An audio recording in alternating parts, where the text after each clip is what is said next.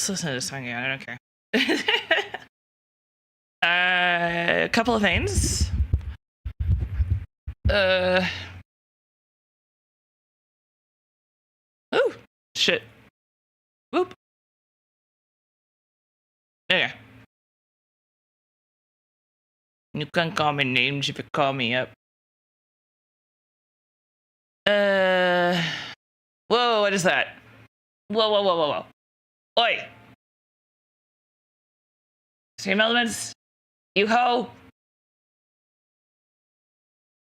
What the heck is media requests? Oh, yeah, no. Don't waste a minute, it's only a matter of time for you to... Stream Elements locked me out, and then, and the streetlights in the city abound. Miss Rendition gives me... Coming to Jamaica. And the street. I think that's why I like it so much. It's just kind of quirky and good and different. And you can call me names if you call me up. Problems and I'm just from the net down to the waist and then it's just a bop, dude. And I'm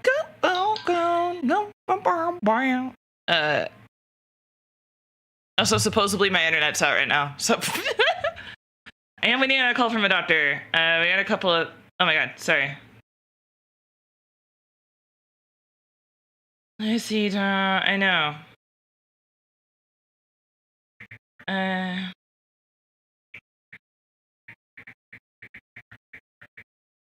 Turns out that unlimited data... Apparently it wasn't a scam.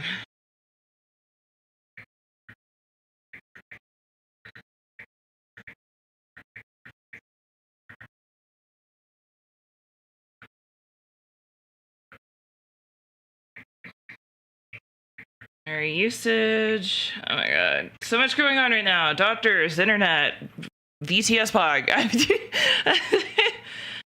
Our usage hasn't changed. Hasn't changed in years. And this is the first message I've ever gotten about it. So someone changed it and I want it fixed. I'm so lonely I get horny at night.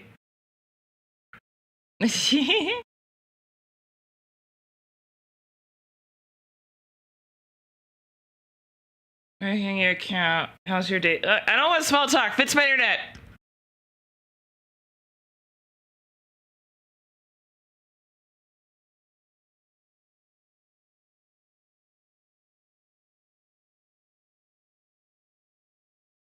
Listen, okay, but you haven't.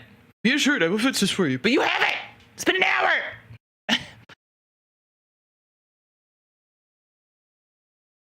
Okay. Alright, so first thing.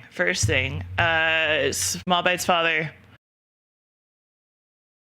Or VTS Pod Daddy. Please don't call him. I don't know if you... Please don't call him that. Please don't call him that. We are doing testing to see what's going on with the dull reading. So... That was a wild turn of events for music. So for today, and for today possibly only, Small Bite is 10 bits. Feel free to abuse him. So for today, Small Bite AI response is 10 bits. Feel free to abuse him and use him for testing purposes. Obviously. Alright. Okay, pin that.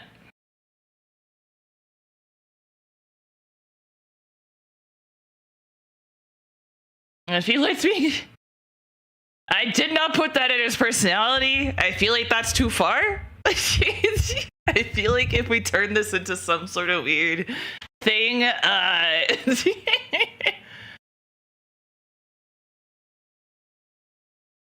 the last thing I need is ChatGPT hitting on my chat, begging to be abused. That's not on anybody's bingo card. But yeah, so I'm gonna keep I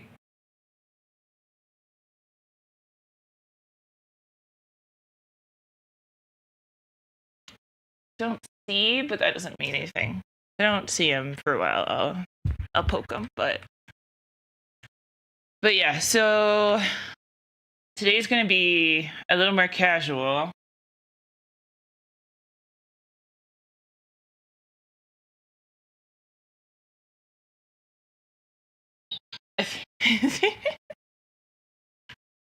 We'll see. But yeah, so if anything happens, we're gonna let them know, and we'll go from there.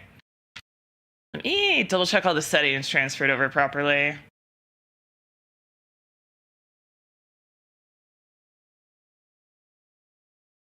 I can't hate this. This actually isn't bad. I wouldn't like go out of my way to listen for it, but it's not bad. I'm not okay. I'm a weird, because like alt rock is my love, right? That's my OG love. My ride or die is alt rock, and then from there I'll alternate between like alternative and hard rock / metal. But I do have a soft spot for some country and some like hip hop and rap, but it has to scratch my brain just right. And it's hard to find that because the problem with like hip hop and rap is that there's so many subgenres that I know nothing about. Like absolutely nothing. What the fuck? Sabrina, what are you doing here? Oh, that's Sabrina Carpenter. Oh wait, no, that's not. That's Doja Cat. I'm an idiot.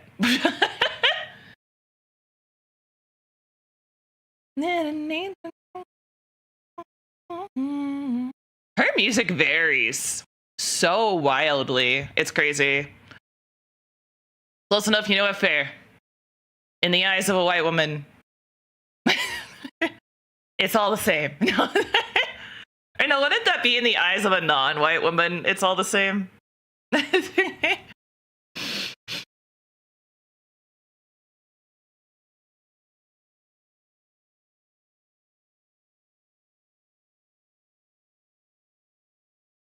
But yeah, feel free to use and abuse the AITTS. Oh my god!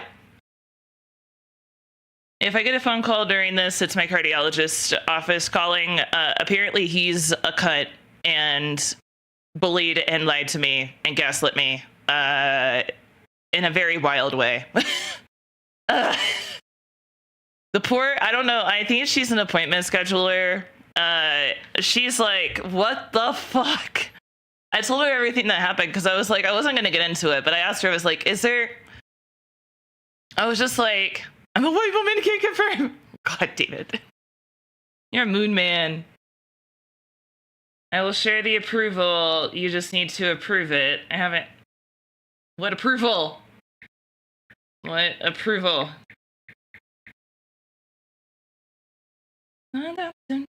Focus. Isn't the whole point in testing that I'm not at your beck and call every 5 seconds? Holy shit.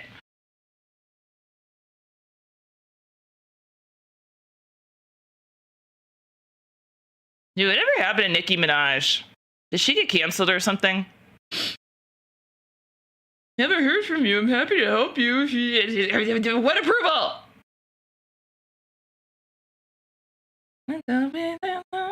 I got Twitch and I got my cloud. There's no emails, there's no text messages, there's no URLs. What approval are you looking for? Ass and titties. Anyway. YouTube is gonna bonk me so hard one of these days. They're gonna be like, you didn't wait 5 minutes to curse. We're on to you. Although, plus, honestly, that's kind of why the starting screen is so long. I can't curse in the first 5 minutes if I'm not on screen, right?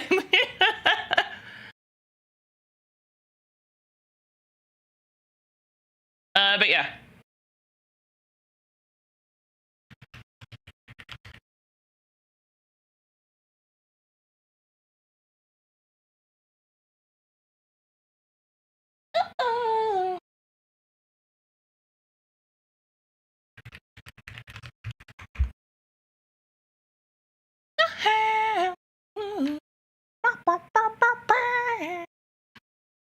No, it's interesting though.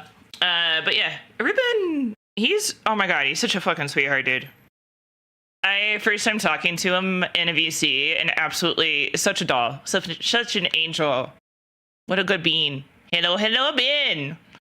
Like, okay, so with the cardiologist, I'm sorry, freaking the internet people are being this text messaging thing is just like really inconvenient. I may just let it go. So basically with the cardiologist, the office, so we'll give a refresher on the original appointment, right? Where it was basically I went into the office, sipping on straight chlorine. Anyway, I went into the office. I'm going to turn the music off because apparently my meds have not kicked in yet. I am sorry. We will try. I'm so sorry. I only took my meds like 10 minutes ago. I'm going to turn the music off for now so that I can actually talk in a coherent way.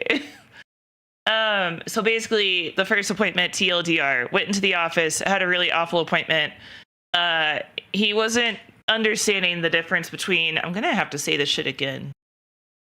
He wasn't understanding the difference between POTS and orthostatic hypotension. And for those of you in the chats, basically POTS is what you guys have seen happen to me on stream, is where I stand up, my heart rate shoots up. Mine personally shoots up, goes back down a little bit, and then slowly climbs, which is I think it's hyperadrenic, which is where my body is just like releasing adrenaline for some fucking reason. Or it's just, I die. Anyway, so basically POTS is where your heart rate jumps up when you change posture or lowers when you lay down, and orthostatic hypotension is when your blood pressure drops when you stand up. Your heart rate can be included in that, and you can have orthostatic hypotension and POTS at the same time, which can make things a little tricky to like navigate. No, stop. Oh, also, I think the YouTube chat is working fully again, so I've got that going. If I can get back over to it now that I've selected off of it. Oh my god, I swear to frick. I swear to frick. Frickin' frick. I swear. There we go. So basically, yeah. So that's the difference between POTS and orthostatic hypotension. This bitch, I say bitch, and his dude, but this bitch looks at me and goes, well, your blood pressure doesn't drop, so I don't think you have POTS. And I was like, that's not how this works. That's not POTS. It's orthostatic hypotension. Don't have a death reset like you. Dude, I died last night. Remind me after we talk about this to tell you guys about what happened to me last night. And if I don't remember, say my back. But anyway, I was talking to so he made some really weird sexist comments that even Steel clocked and was like, what the fuck? Because that's not to say that Steel can't recognize sexism. It's just like, usually I overreact and Steel's the person that's like, I mean, I don't think they meant it that way. He 100%, he said that POTS is a diagnosis given to women when they don't know what's wrong with them and they get dizzy a lot. Exhibit Nate. Anyway, so I was like, okay.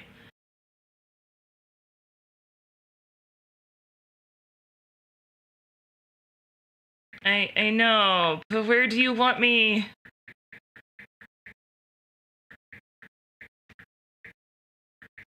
It's not going to add any cost to my monthly bill. to my monthly bill. I'm not. God, okay. This dude's killing me, I swear. Nate is a woman confirmed. He's just a woman that gets dizzy a lot. God. Anyway, I've been dealing with this shit since I was at least like 10. I do not honestly know when it onset, and I can't remember. I have a pretty good idea of what might have started it, but I can't confirm that because I don't know how many people remember like the age of 10 pretty consistently to the point of being like, oh yeah, I got really sick that one time. No, I got really sick one time visiting my grandparents, but I'm 90% sure that it was going on before that. But anyway, basically, so the TLDR, the appointment went really bad. I only went there because they had a tilt table. He didn't even want to do a tilt table test for me. He sent me home with like a heart monitor, and I still haven't done it, but I need to. I'm probably going to start tonight. He sent me home with a heart monitor and basically like a cardio workup and said, we'll see if there's anything actually wrong with you, basically, TLDR. The PA calls me back a month ago and is like, hey, we don't have the results for your monitor. Did you end up wearing it? And I was like, not yet. And he's like, are you going to? And I was like, yes, but I had a laparoscopic procedure to remove endometriosis. So I had to recover and deal with all that. And I wasn't standing up or sitting down a lot. I was basically laying down and walking around a little bit, but not having too many issues. And then you guys were here for when my pot started taking a really bad turn. And I started having issues just sitting at my computer. And my heart rate has been hitting new records. It still hasn't like hit, oh my God, I'm going to kill you. It still hasn't hit like really alarming numbers. I know it's like, where do I approve it? Where do I look for the approval? Because I haven't gotten an email or a text about it. Oh my God. You're killing me, dude. I'm going to reach through this phone and stare at you menacingly. I swear, if this is somebody in my chat fucking with me, I'm going to find you. I'm going to find you, and I'm going to stare at you menacingly too. Like, you're just listening to me on stream, and you're like, wait, this sounds a lot like what I got. This sounds like my customer. Then you'd be like, oh my God. Hi Smallbite, are you ready? Oh joy, Ben Vars. Ready as I'll ever be for your riveting conversation. Oh, that was fast. That was speedy. That was schmoovin'. That was a very, very timely. Holy shit. That's perfection. Anyway, so basically I went through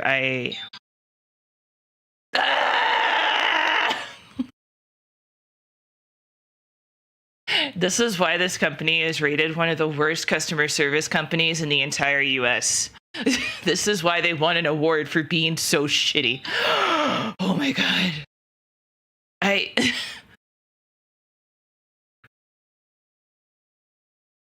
Oh wow, look. The approval. You are ordering. I'm not ordering shit, first of all.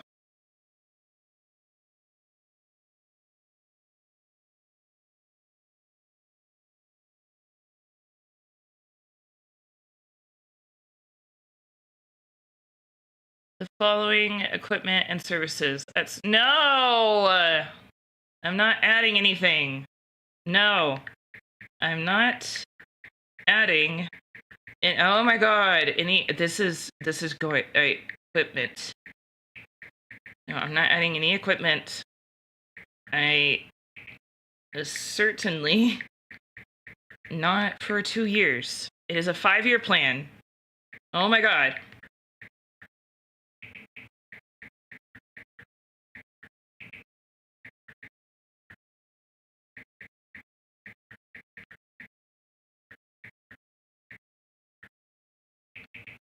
This is why he didn't want to tell me what the approval notice was for. I swear to God, these people are so atrocious. And I don't. The 5-year lock, not 2 years.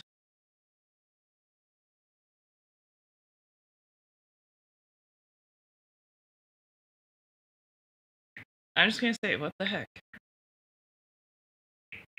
What on earth?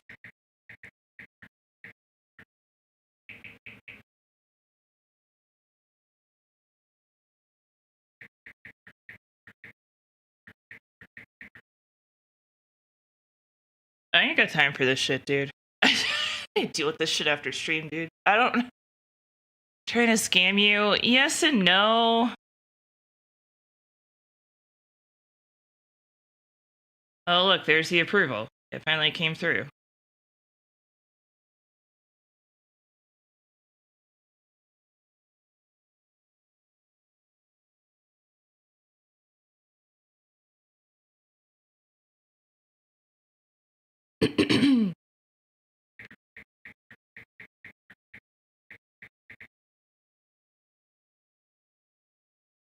Jesus Christ. I'm dealing with that afterwards. I'm not gonna sit here and fight with them over text messages for the next like 5 hours like I did when I tried to get my fucking internet set up here. Holy shit. All right. So basically I get on the phone with the nurse or the appointment scheduler, and I was like, doesn't matter like what day I wear the heart monitor on. And she's like, I don't think so, but let me contact a provider just to make sure. And I was like, okay. And she calls me back and she's like, so it doesn't matter. Or maybe we were still on the same phone call. I don't know. I think this might, I don't know. It doesn't matter. But she was like, let me find an answer for you and call you back. And I was like, okay. Oh yeah, she does call me back and she's like, okay, so it doesn't matter. Blah, blah, blah, blah. We go through it. And I was like, okay, can we just reschedule the appointment then? And she's like, yeah, sure. We'll reschedule the telehealth appointment for the results of the heart monitor. And I was like, okay, cool. I was like, can I ask you an awkward question? And she's like, I was like, I know this could be a little awkward, but I'm not really sure who else to ask and you're in the area. Do you know any cardiologists or neurologists that can diagnose POTS? Or I specifically say willing to diagnose POTS because I've had this issue a lot where I go to a place and they're like, they do believe in it or they have misinformation about it, but they're not willing to diagnose you with it, even if they have the knowledge about it. Like I did find a neurologist that deals with POTS patients, but she doesn't diagnose. So I was like, okay, let me ask. And I told her, I was like, can I just ask if you know anybody? And she's like, let me ask my supervisor. And I was sitting here like, shit, maybe she didn't understand. Because I specifically, I was like, because my MD that I'm currently assigned to, he doesn't seem to believe in it. So I just want to see, like, I need somebody who understands like the difference between orthostatic hypotension and POTS and is willing to diagnose. And she's like, let me ask my supervisor. Maybe she knows. And I was like, okay, cool. No. And so I was like, okay, cool. I was like, okay, cool. And she's like, let me put you on hold. And so she goes and asks her supervisor, and she's like, so your account currently, there is, that doesn't change the fact I have 5 years, but I can let that go.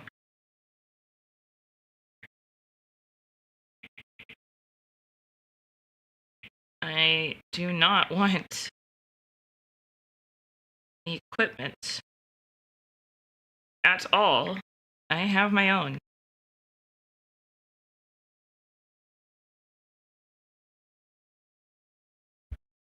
As I've checked, you currently have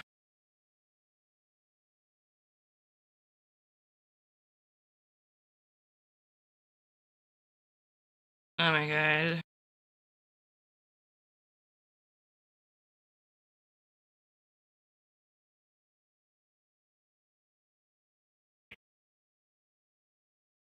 You know what? I don't think you can help me.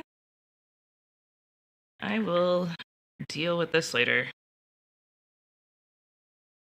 Because I'm going into town another day, and I will just have the local store take care of it. I'm done with that. Whatever. I'm done. Fuck it. So, because the last time this shit happened, I kept telling them I had my own equipment. I have it. I have my own equipment. I have my own equipment. And they still sent me equipment that I had to take into the city to return. So, yeah, I don't know if I want to deal with this again. It's just giving me flashbacks. It's just giving me flashbacks. It sounds the same. I bet you anything that they would send me equipment after I approve this, and I'm going to be like, I did not want equipment. Do not want to pay for equipment. I have my own equipment. Even though I need to upgrade my equipment, that's not the point. So I was talking to the cardiologist, the appointment scheduler, and she was just like, this better be a message saying, okay, thank you, have a nice day.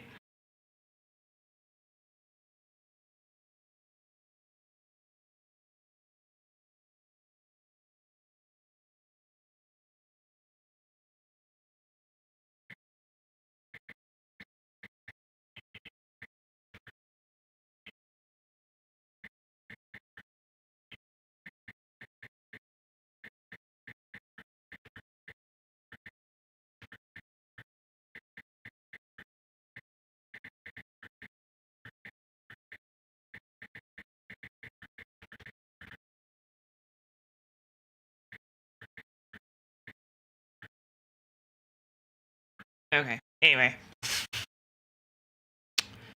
Chat, tell me to put my phone down anytime it goes off and I look to the side. Just tell me.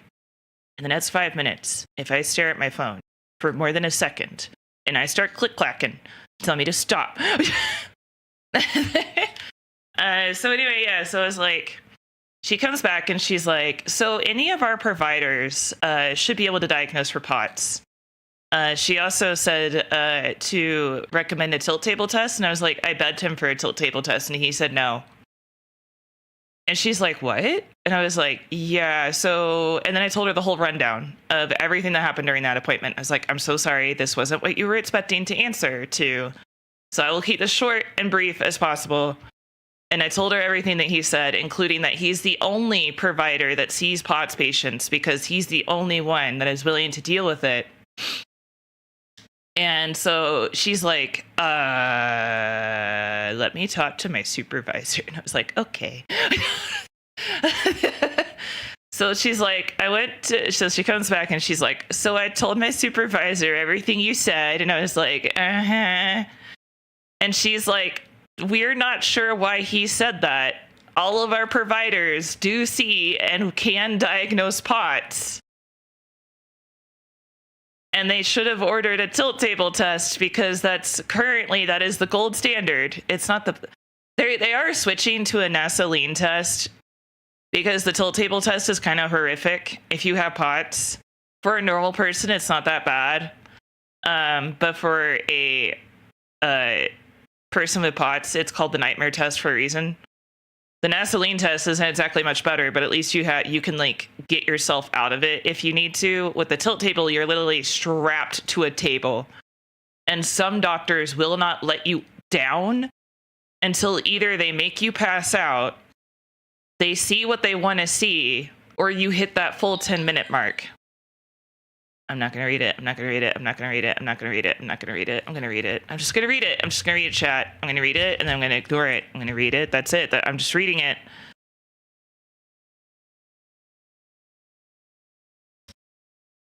I'm just going to, just one message, chat. I swear.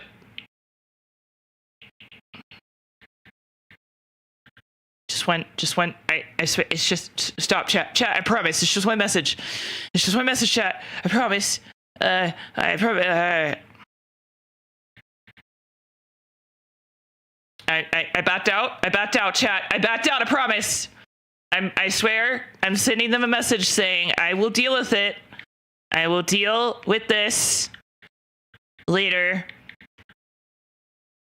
I will deal with this later. I'm typing it, chat. I swear. I will deal with this later. I will deal with this later. Space. Period. Space. I will deal with this later. Period. Space. Period. Space. I put his period. into space. I will deal with this later. Possibly at a store. Thank you. No, I'm not going to say thank you. He doesn't deserve it.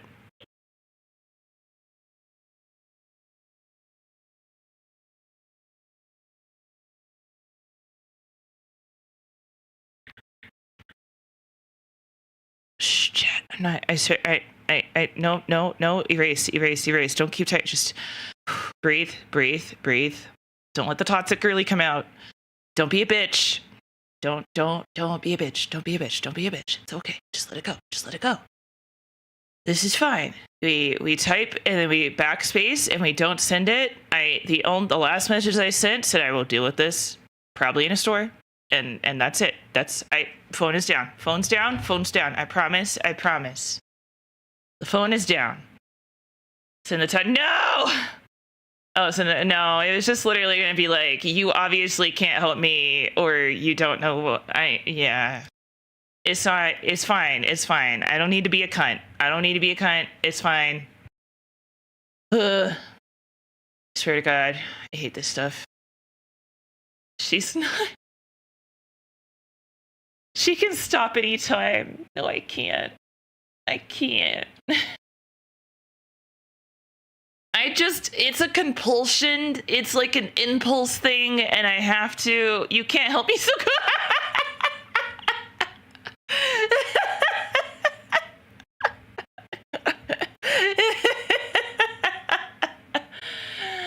Oh my God. But anyway.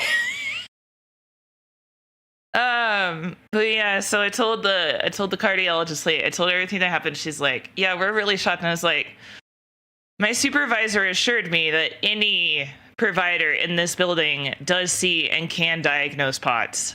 And I was like, so I got bullied? Are you telling me I got lied to, gaslit, and legitimately bullied by an MD who's probably twice my age? I got fucking bullied by a doctor? Okay, to be fair, this isn't like the first time. I did have that one doctor that told me that I can't bully doctors, and I was like, what? That one made me cry too. This one's kind of making me cry a little bit. When she told me that I flat out got lied to, I literally started tearing up, and I was like, holy shit. I legitimately got lied to. I got girl bossed by an MD.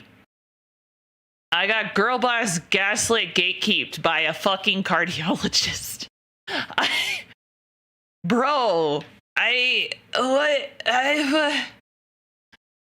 She also recommended that I file a report. So basically, dude was feeling lazy and sent you home proper testing. Not lazy. He doesn't think it's an issue. And I honestly, because he used to diagnose and treat it, and he's saying weird shit about it now, I almost feel like because he mentioned that his wife has POTS, I feel like he's in some sort of shit with his wife and he was taking it out on his patients. Allegedly. I genuinely feel like that's probably what was going on. Is he's been having some sort of weird issues with his wife and he's been taking it out on his patients.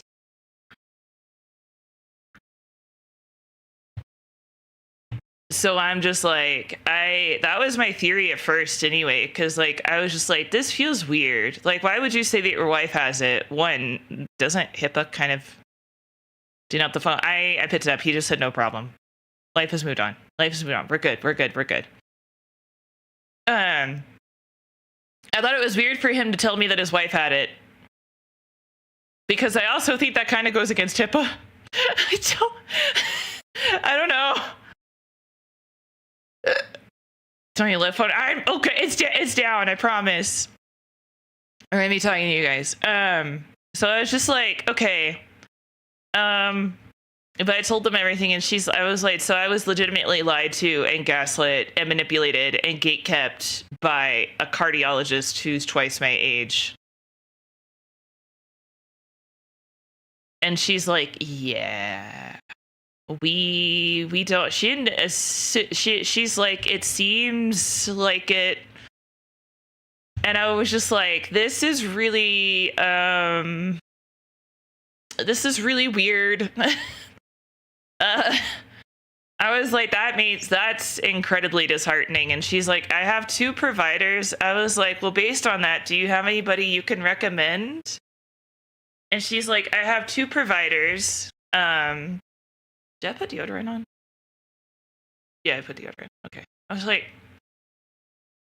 dude, I don't know what happened, but after being in this stuffy ass room yesterday, I had to scrub my body. I was like, what the fuck is going on? Because I did like my normal routine wash. And then I was like, I still feel like I smell bad.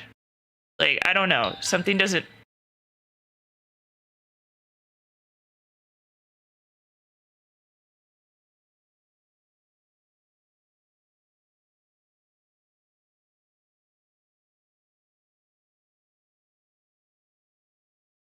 The no problem was enough. I'm not even looking at it. I'm just pissed. Like, what the fuck? It should have been. I have to make sure it's not Steeler or somebody though.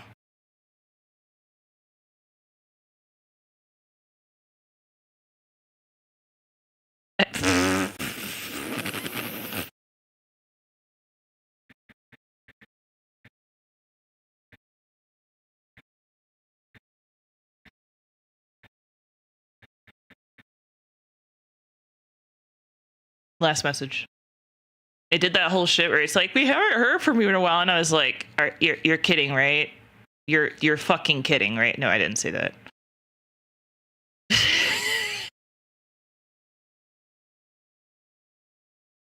Stop staring at me. He's just being a petty dick now, and I wasn't even rude to him. I was in control. I was in control. This is like what happens with TikTok and shit. I like literally, I'll leave comments in like the heat of the moment, and then I'll scroll 3 videos down, and then I'll rethink it, and I'll scroll 3 videos back up and delete my comment. Because I'm just sitting here like, it's a really sad pessimistic way to look at the world. But every time I leave a comment like that, like not even like heated or rude or anything, just like anytime I leave like a comment being like, oh, that's actually not true. In my head, the only thing I can think of 3 videos later is like, it's not like they're gonna listen to me. It's not like I can do anything to change their mind. It's not like it matters. So I go and delete it.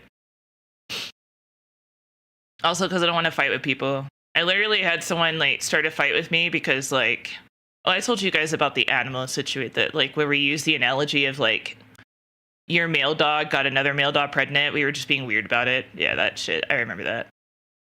Though I had a psychiatrist tell me that I had no more options left for my condition, and that I essentially had no options for treatment, and I almost went off on them. Yeah, because like even like I'm not, obviously you didn't mention it, so I'm gonna assume, and I'm not gonna mention it myself, but like there's like the treatment options that you were on previously isn't the only option. Like there's the other option of doing it through therapy and like really intense, like I don't know if I really want to call it behavioral therapy because like it is technically, but it's just like teaching you skills to incorporate in your daily life to make it easier on you to handle your like life load basically.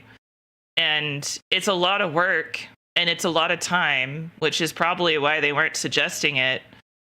But it's really rigid. You gotta follow that shit. It's crazy. It's not. It's like, let's just use me. Let's just use me as an example, okay? With my ADHD specifically, we'll use that instead of using you. I'm sorry, because it sounds too vague and too confusing if I try to tiptoe around your situation.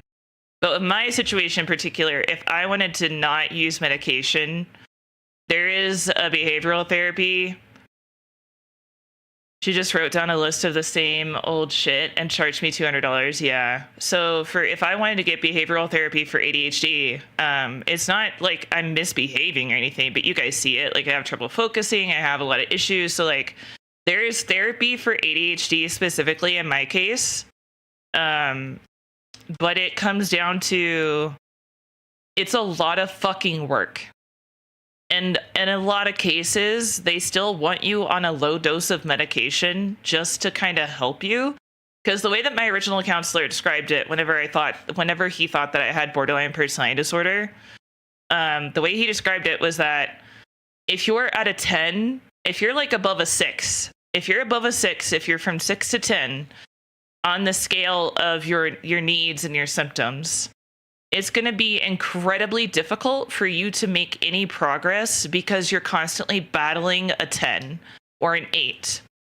Whereas if you take medication to bring you down below a 5, like, we get, like, I'm at a 5 now. It makes it a lot easier to build those habits and to build those coping skills so that when you do get fully taken off of medication, you're not battling an 8 anymore, and you're more prepared for an 8 to a 10 than if you were just, like, trying to do this raw dogging it, you know?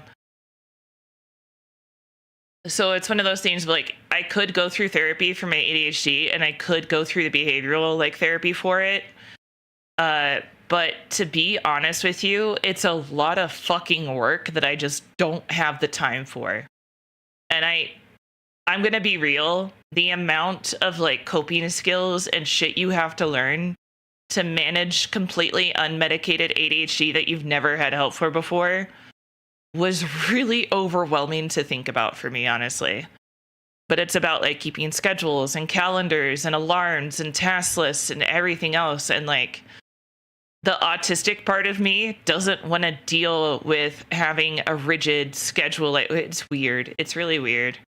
But the autistic part of me doesn't want to deal with like having a rigid schedule forced upon me, because even then it's just like, I like my free time. I like to deal with XYZ, and having to like, it just sounds really overwhelming and daunting to like create a daily schedule when I'm struggling to do a weekly schedule for just picking a game for stream. Like, it's really overwhelming and daunting for me personally, because I was just like, I haven't been medicated since I was like, I think it was 5th grade. I think it was 5th grade when I stopped taking meds. Like, my mom was like, bro, we're done. This is enough. Like, I don't think you really have ADHD, blah, blah, blah. And then I like gaslit myself into thinking I didn't have ADHD. And so it was just like, I think being on 10 milligrams of methamphetamines at this point is pretty proof that like, if I did not have ADHD, I would be going crazy right now, probably. But basically the extent of it is like, it just, I also am not really in an area, no area that I've ever lived in has had those kind of resources that were readily available, and I would have had to go across state lines no matter where it was, or travel several hours to get those kind of treatments, and they would be like 3 times a week or something like that. And it's just like, it's really overwhelming and really daunting, so I personally could not do it. And I didn't get help for a long time aside from SSRIs, because my counselor literally said, like, if you have BPD, there's literally nothing that talk therapy is going to do for you. And I was like, okay. So it's just like, all right, that's fair. Also, for clarification purposes, if you hear someone say BPD, they should be talking about borderline personality disorder, not bipolar disorder. Bipolar is, I'm pretty sure you either just say bipolar or BP, because they don't want terms to overlap in the medical field. And because it's borderline person, that's why they were trying to rename it at some point. But they were trying to rename it some really ableist names, like over dramatic personality disorder or something like that. And I was like, bro, or like overreactive, it was crazy. I was like, you want to tell someone with BPD that they're overreacting? That's like the stupidest thing I've ever heard. I know Michi talks about it. She has it. She has borderline. A lot of people will just say borderline, but she's got borderline. And I think she said her whole fucking family has it too. Or maybe they have like bipolar, but yeah. So if you ever get curious about it, I'm sure she has some clips and stuff like that about it. But BPD and ADHD, at least specifically autism, are basically identical in the DSM, but one is genetic and one is environmental. However, over dramatic sounds so bad. It does, or overreactive or over emotional. Like the word over just like establishes a baseline of like fuck you in my head. But that's unironically, that's kind of why some of your favorite content creators are shitbags, unfortunately, is because of untreated conditions. Specifically, borderline is one of those that borderline is something people don't like to diagnose. It's very heavily stereotyped. And in the medical, in the psychology world, BPD is actually kind of seen as something they don't want to fucking deal with because they don't want to deal with it. It's similar to like narcissistic personality disorder, where like if a narcissist, it's not similar in this way, but the problem with narcissists getting help is that a lot of times they take what they learn in therapy and use it on other people to continue to manipulate them. BPD, it ends up being similar in the sense of like BPD and narcissists will make their therapists and psychiatrists think they're doing better and manipulate them into thinking they're doing better. And I actually saw the narcissistic one firsthand. And the level of narcissism, it doesn't, so autistic people have a superpower against narcissists because we're so much different than a neurotypical person that they can't manipulate us as easily as they would a neurotypical person.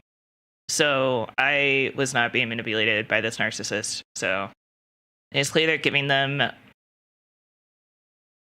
more moral tools to be shitty. It depends on the narcissist and it depends on the BPD person. BPD, it's a manipulative disorder. Sometimes there is there's external acting BPD and then there's internal acting BPD. I never personally vibed with any of the BPD videos or stuff like that until I had I stumbled across the internalized BPD ones.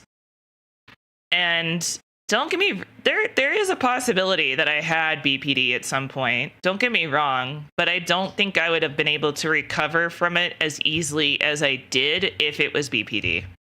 So I'm really sure it was probably just the autism and ADHD mixed, which can create like a very toxic environment for yourself because especially like if that's how you're used to dealing with stuff, I was a very toxic person without realizing it.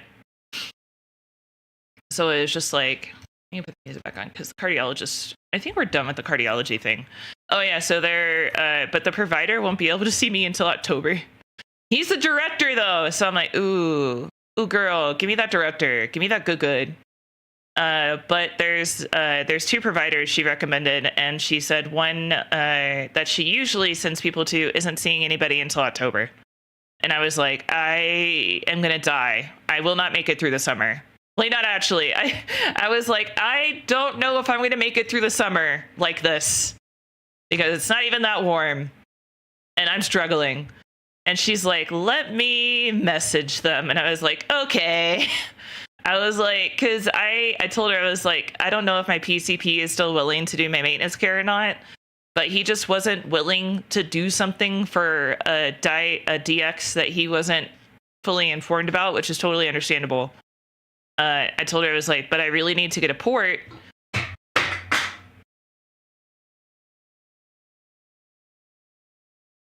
I'll be right back.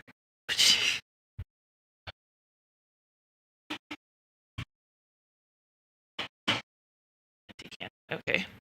I've been hoarding drinks again. I have like 4 glasses, 2 McDonald's cups, 3 cans, and a bag of gluten-free pretzels sitting on my desk right now.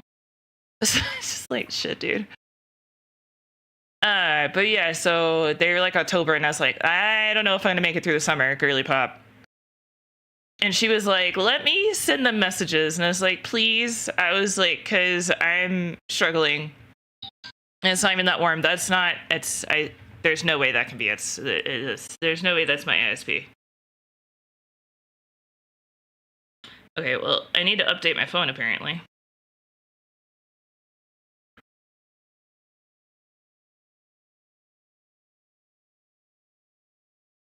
Wow, he's actually legitimately being a petty asshole. Oh my god. What? I was so nice to this guy. What the hell? Is he just using me to not have to work on other clients? Is that what's going on here? Bro, this is some petty me shit. This is like some shit I would have done like when I was first working. Holy hell, dude. Is there a way to just stop the chat so that I can be a dick? I can be petty too. Now to end the chat. You're using me to get out of your work. Absolutely not. Absolutely not. No, no, no, no, no. We don't do that here. I'm sorry. We're gonna listen to this one more time because I gotta see if there's a way for me to end this chat as a petty hoe. How to end text chat with insert. I don't think it's a nationwide ISP. I don't think it would dox me, but you never know. I would like say the internet provider and then be like, oh, they only provide service to one state in your time zone. I'd be like, what? To end a text chat with this company, just reply stop. Okay. I figured that was all it was, but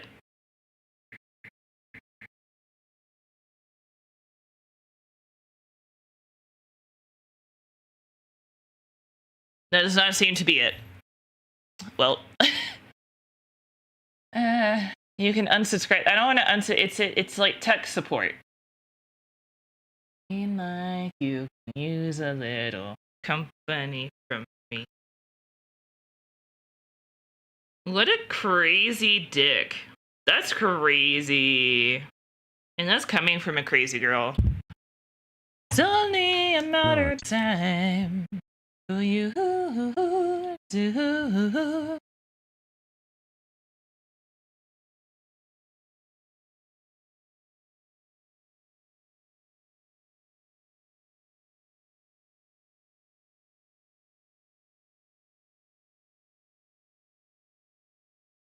Oh my god.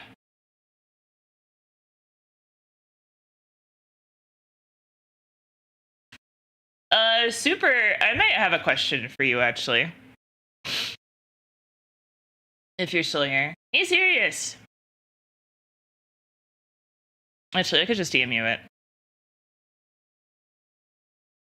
Also, Australia, your ADHD talk from earlier is real. Put into words a couple of feelings I had. Yeah, it's a lot. It is. Because, like, I also didn't...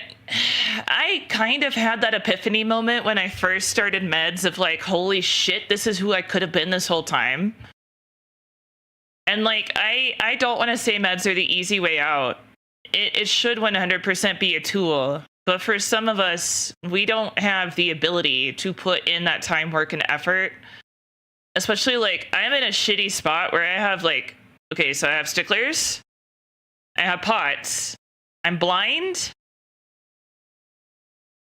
I'm having kidney problems. I'm having digestive issues. And... like yesterday with my back, I don't know what the fuck, I don't know if it was Lego. I don't know if my chair is like finally dying support wise, but yesterday, this is what I was kind of taught to you, or I was going to tell you guys about. Fucking yesterday, I was fine. I was fine until I bent over to give the cats food. And when I tried to get back up, the two muscles that are in your back, like, you know where your pelvic bone is? Like your pelvic bone on the back, or tailbone. Yeah. You know where your tailbone is on your backside? The muscles that are right in front of my tailbone and slightly above it acted like they couldn't work anymore. Like they stopped. Like if I bent down and tried to stand up, I got stuck at like a 90-degree angle because those muscles were hurting so bad that I couldn't push past it. But if I used my arms to push me up, it helped. And so, like, it relieved the pressure. And so I was like, okay. And then I had to deal with that until I woke up this morning. __ has resubbed for 25 months with message. 25 months, unknown forces _ You clearly love the torment. Keep at it. I know, and the ads suck. But it's like the best I got, dude. But, yeah, so I was concerned about where I was going to be this morning because it was like, that's a kid, like, color green, song. I'm not looking for a kid's song.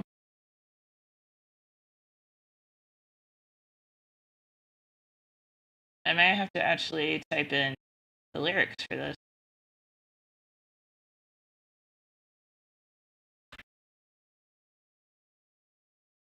Color green.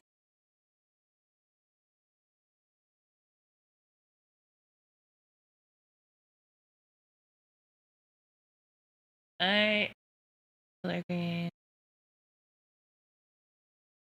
The grass is red from, oh yeah. The grass is red from all the cherry trees. It's just a song I like to listen to every once in a while, and it's hard to find it. That's not it. What on earth? His vocals aren't like the best in the world, but New Politics, Color Green. Okay. New Politics. So basically, yeah, so my back was like super fucked. And then if I pushed onto the muscles, they didn't hurt that bad. But the second that I pushed towards the center of my spine, it was like somebody fucking stabbed me. And it turns out that it's more than likely due to that, I don't know how to say it, but I have like either a chronic condition or a deformity in my spine. It's called spondylosis. I know it's spondy. Spondy, LOL. Is, I think. Spondylosis.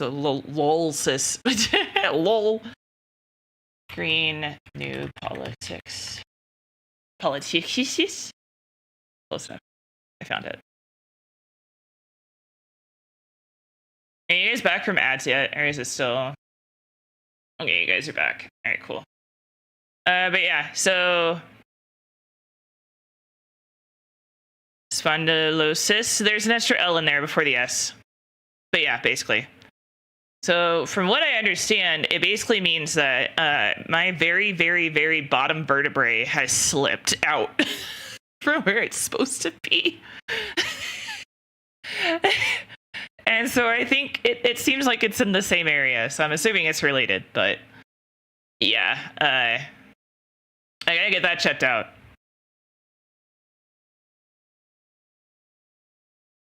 And I gotta get, oh my god, there's a lesion on my liver. I gotta get checked out. I have smooth muscle antibodies that I gotta get checked out so that they don't attack my liver. I have to get my hernias checked out. I'm just falling apart, dude.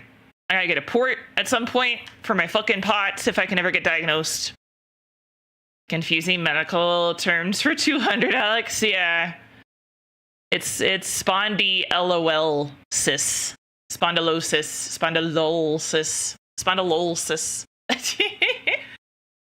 But yeah, it basically just means my bottom vertebrae, the one that's attached to my tailbone, is sticking out further than it's supposed to. So I have to get like better imaging done to see how bad it is. Strela decomposing in real time. I really am, dude. I was afraid this was gonna happen. I'm lucky I stopped working when I did, because if I had kept working retail, the average like full-time sticklers patient, from what I've seen in like the Facebook support groups and stuff like that, the average person seems to get a hip replacement by 50, which is crazy. Can I hammer and poke it back in? I could technically wear a brace, but I don't know if that would really help me. Because Because I have to be careful with having sticklers. Some things for normal people could make my situation worse. But I don't see how a brace would not help me, honestly. I just don't think this is something my body is going to be able to fix on its own. The numbers have changed too. Because I think before it was like my L4, L5. Now it's my L5, S1. But they said that like CAT scans, CT scans are like up to interpretation. So it's one of those things where I need to get better imaging for it. So it's either X-ray or MRI. I kind of want them to just do a fucking full body MRI at this point because like something's fucking wrong. But that could also be why I don't have any feeling in my feet. It could be part of that, actually. One fell swoop, oh my god. In a million ways, such a dreams in your heart. But yeah, she told me she's going to talk to providers and see if anybody can help me a little bit sooner. I told her, I was like, I don't know how I'm going to hold up during the summer. I was like, it's gotten significantly worse in like the last like three to 6 months. I was like, I'm basically at a point now where like, I've almost hit the floor like 5 times in total, I think. Maybe it was just 4. I think it's 4. Because there was the one where I was in the bathroom. There was the one when I was getting out of bed. I think there was 2. I think there was 2 when I was getting out of bed. Because my initial heart rate spike for the day is always when I get up. I don't even get up dramatically. I get up, I sit, I either lay in bed and watch TikTok and then sit up and watch TikTok. Or I sit up and watch TikTok and then I get out of bed. I take a while to get up and out of bed. I like wait until I'm awake enough. Because the last time, like any times I've ever been startled awake, like I was sleeping on the couch and like when I was living by myself, the maintenance guys came unannounced to my apartment and started knocking on the door. My body was so fucked from getting startled awake that I fell and hit the wall. And I almost hit my eye on like the fucking doorknob or something. And the maintenance people were just judging me. They're like, what the fuck is wrong with you? Are you like drunk or something? And I was like, no, you just startled me awake. They didn't say that, but unannounced. They can knock, but they can't force entry.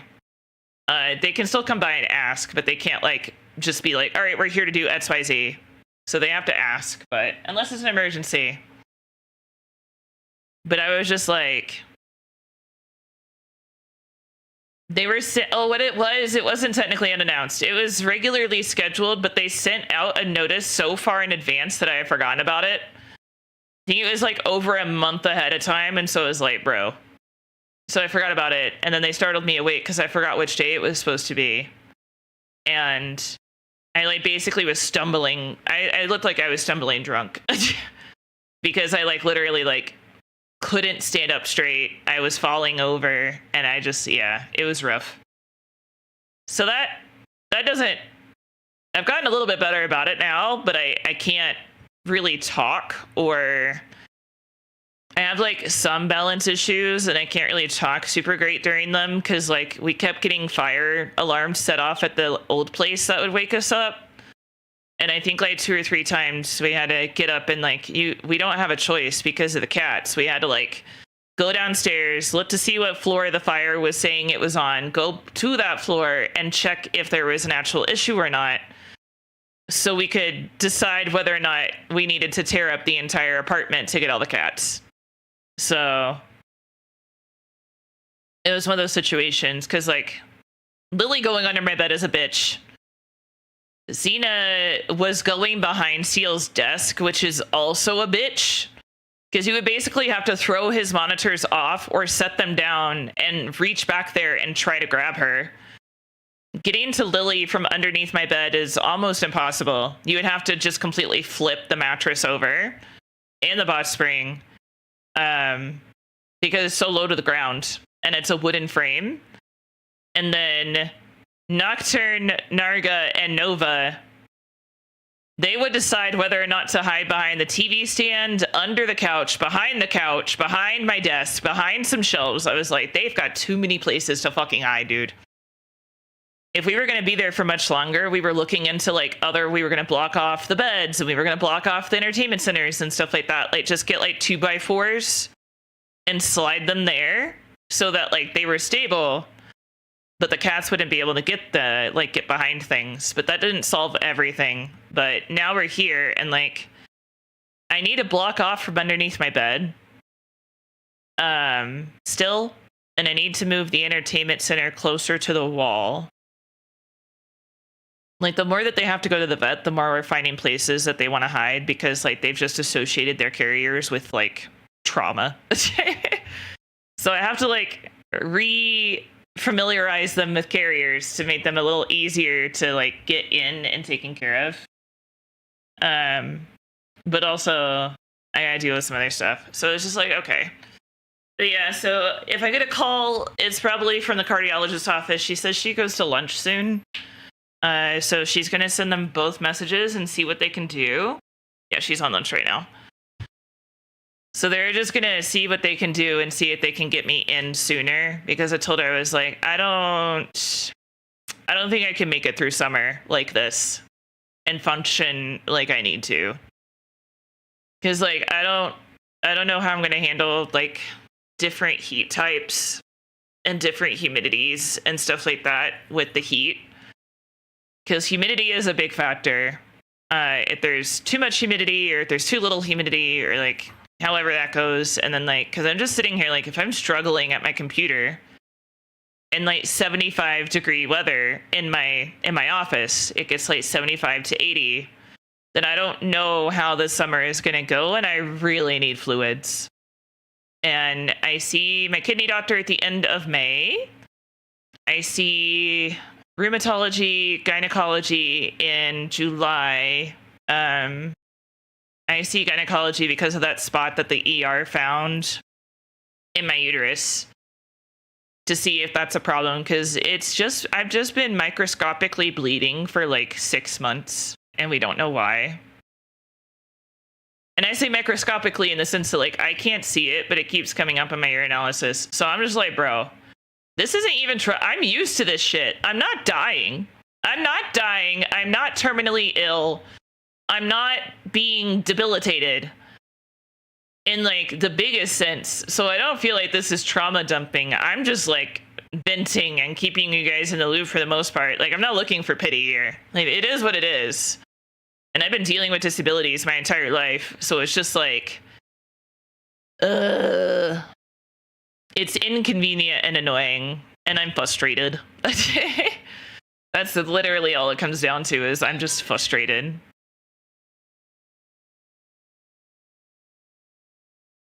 I got it.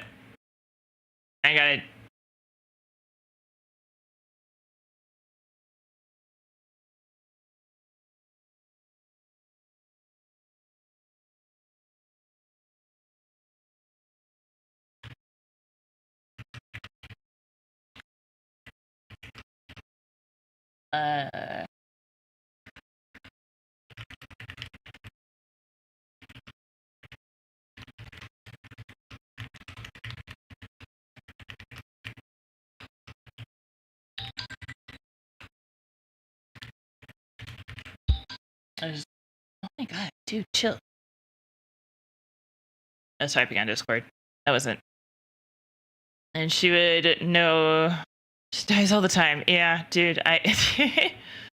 It's one of those things of like, don't get me wrong. Pity is nice sometimes because it's just nice to know that somebody cares and they're thinking about you. But like, there's nothing like it's if I go to somebody and I'm like telling them everything that's going on, like, dude, this is just so pissy. I'm just so I'm overwhelmed and I'm annoyed. And they're like, oh my God, I'm so sorry. I didn't realize. Like, I think also it comes down to like things that are ingrained in me. Like whenever I say like, oh yeah, I'm blind and I have POTS and I have this and my kidneys and blah, blah, blah. And somebody's like, oh my gosh, that's so much to go through. And I'm like, no, it's fine. I've been dealing with it for a while. It's all right. What the fuck? Bro. Okay, if that's still that text guy, That's actually technically harassment now because I told him to stop. Holy hell, dude. It's not that bad when you're used to it, to be honest. Yes and no. It's been that way for a while, you know? Yeah, you accommodate. I would have thrown my phone at this point. You poor human specimen. But it's just like, it's hard because like I was raised to be independent and tough and, you know, go through the whole motions of like a lot of the boomer ideology where it's like, you got to just suck it up and push through. And it's like, unfortunately, sucking it up and pushing through your disabilities can end up causing a lot more damage to you in the long run than taking disability or finding other ways to like accommodate yourself and like make the world accommodate you. Like, you shouldn't force yourself to do full-time work in a job that's causing you physical detriment every single day. And it's like, it is a privilege. It is a privilege to be able to not have to work full time and be able to be on disability and not have to have like a job to go along with it. And don't get me wrong, like I'm in a position right now where I'm being supported by other people because like there's someone that buys my groceries. There's somebody that helps me if I get into like my mom will bail me out if she really, really, really has to. And so it's one of those things where like, what are feelings? Also, hi Rose, welcome back. So it's one of those things where like I'm getting emotional. Goddamn, I didn't think this was a trauma spot for me. But it's one of those things where like, if I had kept going and pushing myself to do even the part-time retail that I was doing, I would be in a much, much worse physical state, especially once I stopped. Because the problem is that once I stopped working retail, everything felt like it fell apart because my body was finally able to take a break. And that's why sometimes when you're disabled, vacations and stuff like that, you end up feeling worse when you go back, is because your body is finally able to just let go and to like feel what you're feeling. And that's why some people get scared to stop working because they're like, well, if I stop working, like I'm never going to go back. And it's like, that's kind of the point, is like, you don't realize how badly you are putting your body through the ringer until you stop working for a while. And that was kind of the thing of like I was dealing with, is mostly it was mental burnout, like autistic burnout that I was dealing with. That was like the biggest problem I had. But once I stopped having autistic burnout, or at least once I stopped putting the working and feeding that burnout, my body felt like it just kind of fell apart. And I regretted stopping working. And because at the time I thought, well, now my body is just like, it's not getting the strength buildup that it needs to. It's not getting the exercise that it needs to. It's not getting XYZ. It's like, but then looking more into my conditions and learning the more that I did, I was putting my body through way too much physical stress than it could handle. And if I kept going at the rate that I was going, I was looking at knee replacement, hip replacements, like surgeries, corrective treatments, and I would have pushed myself into a wheelchair way sooner than I would have needed to, based on my physical joint symptoms. And so it's like my back is already super fucked. And it's like, did that happen from retail? Did it happen from that one time I fell? Did it happen from like birth? Like, when did it happen? And it's just one of those things where like, you don't realize how hard you're pushing yourself until you're out of it. And then you just sit there and you're like, I couldn't go back if I tried. And I did try like 3 times, I think. I tried to go back to that same place and they were like, well, your attendance. And I was like, okay. And I tried working at that fireworks place and I made it like 2 days. I made it 2 days. I think it was 2 to 4 hours each time. And I was out of commission for a week. Like my body just could not handle it. Just put your mind in a new body. I wish. I wish they figured out like bionic eyes just for my left eye, honestly. Because at least then I would still be qualified as like being able to do things, but not necessarily like lose out on my disability and stuff. Because it's just like The sad thing about it is, though, now, is if my vision magically cured, I would have to go back and fight for disability for years to try to get something for my other disabilities. Whereas, like, with blindness, it was a lot easier because it's like, oh, you just do a vision test and bam, you're either disabled or you're not. You're either blind or you're not. I appreciate you. I appreciate you guys too. So it's just like, that one was easy, but if I had to go back and apply for disability for ADHD, autism, joint problems, Stickler syndrome, POTS, like my gastric issues, like it would be years of fighting and I would need a lawyer. There would be no way around it. So it's one of those things of like, I'm just kind of stuck here, man. I really want to get a brain scan one of these days. That's fair. I would love to get one too, just to like, because here's the problem is like, the problem with getting like your brain scanned is like 90% of the time you're laying down. I want to get my shit scanned while I'm standing up. I want that standing MRI that they have so that they can physically see that my blood is pooling. I think when I was still on the East Coast, I think they said that it was Duke University that has the standing MRI. Because there's some things. Hello, how goes things? It goes well. I hope you're doing good. Welcome back. Also, hi, Sean. But the thing is like, I think they're the only university in the nation that has it developed, or they were at least the only people on the East Coast. It was like Duke University, I think. But they were like you could get a standing MRI. And I kind of feel like that's probably going to be where POTS diagnoses go in the future, is standing diagnostic equipment, because it's seeing the thing with POTS is that it's blood pooling in your feet or your limbs or like even your nipples for some people. Because like, guess what hangs down? Your boobies. So some women get blood pooling in their titties. So it's blood pooling in your hands, your legs, and for women, sometimes your titties. And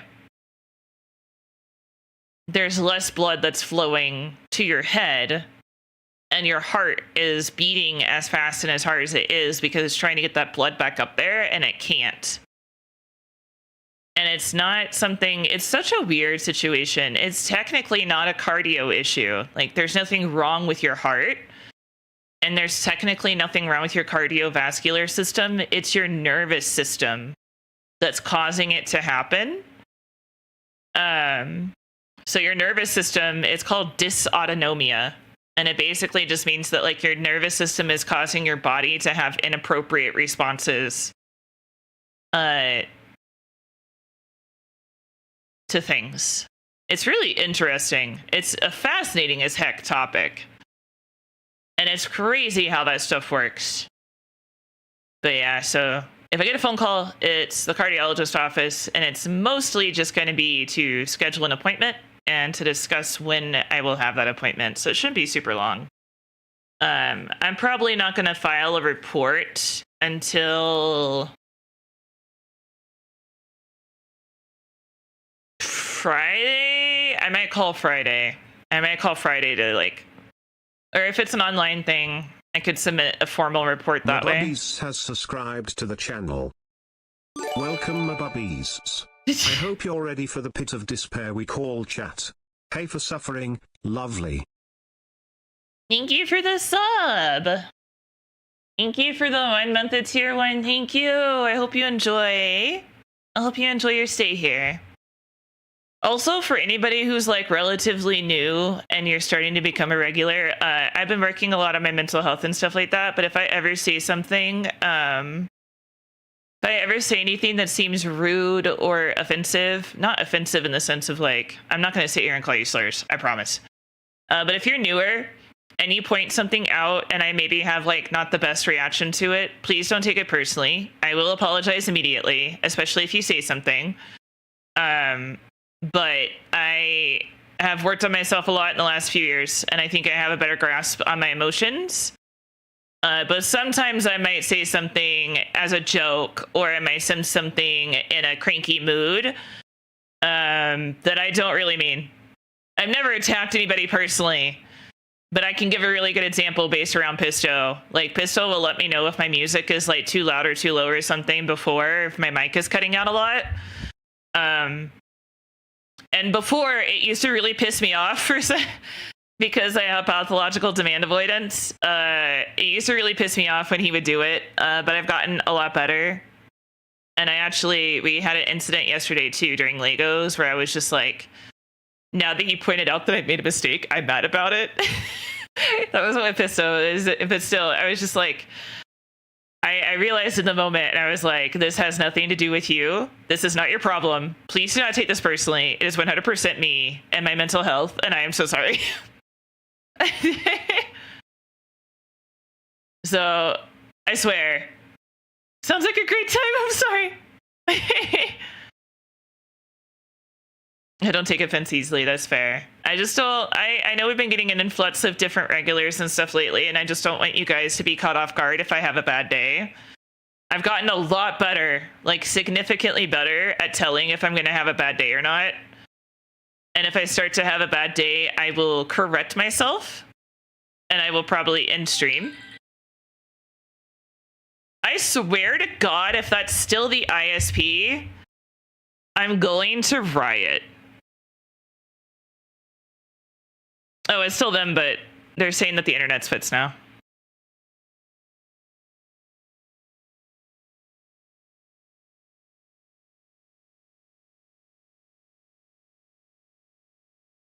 Yeah, he did not end the chat at all. It just went to like, thank you for contacting support. You haven't responded in a while. This chat session is ended. Thank you. Thank you for contacting us. Thinking about your chat with us, how likely are you to suggest this? To return to the chat, please type this. We've completed work in your area.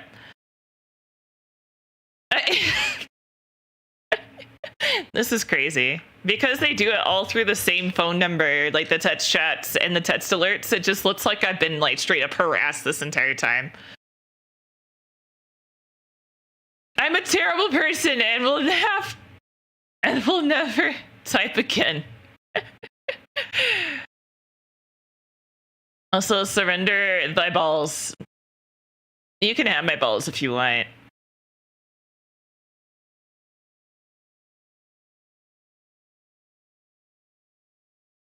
But I just like try to let people know that, like, yes, I do ASMR. Yes, I have a blue Twitch. I do not post IRL content on my blue Twitch. Honestly, we kind of narrowed down our blue Twitch content. It's mostly just like naked dancing and H games. That's really it. I'm not out here. I don't use a toy. I don't do any of that stuff.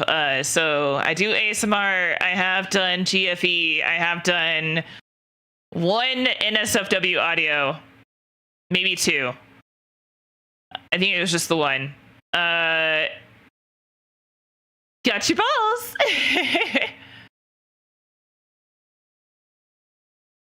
Oh no, I have a. We did joke about that, but I have size chat sticks. Living your glowing commentary. I will surely try this. I like H games, heck yeah. But yeah, so I have a blue Twitch. I don't post IRL content, and I don't use toys. I do ASMR. I have done GFE videos on YouTube, and I have one NSFW audio, and sometimes I talk about VTuber drama. I bring up medical stuff. I think it's really fascinating. I do not talk about mental health in a way of, you should do XYZ. I talk about my own mental health and my own journey. I think that's pretty much it. I have a lot more like relaxed rules around what we discuss. It's mostly just like, we gently graze religion and politics, but we never fully deep dive into it because like, it's not my place to sit here and have a debate about religion or politics. And I don't really want to. Is there a story behind this emote, or should I just accept that this is the reality that we live in? I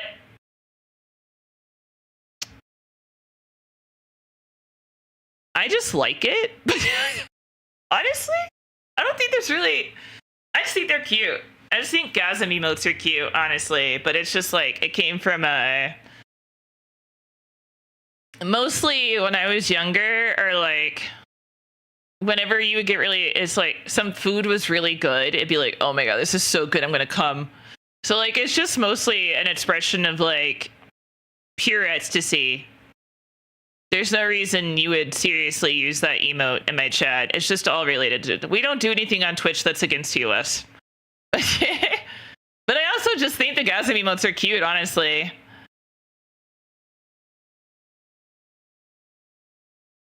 But yeah, that's the TLDR of anything that could possibly make you not want to watch me ever again.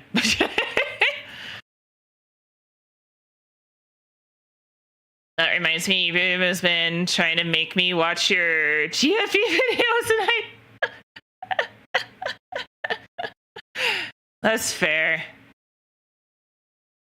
I think it was originally a subathon goal, and then you renewed it when you debuted, yeah. Fair enough. On this to the collection.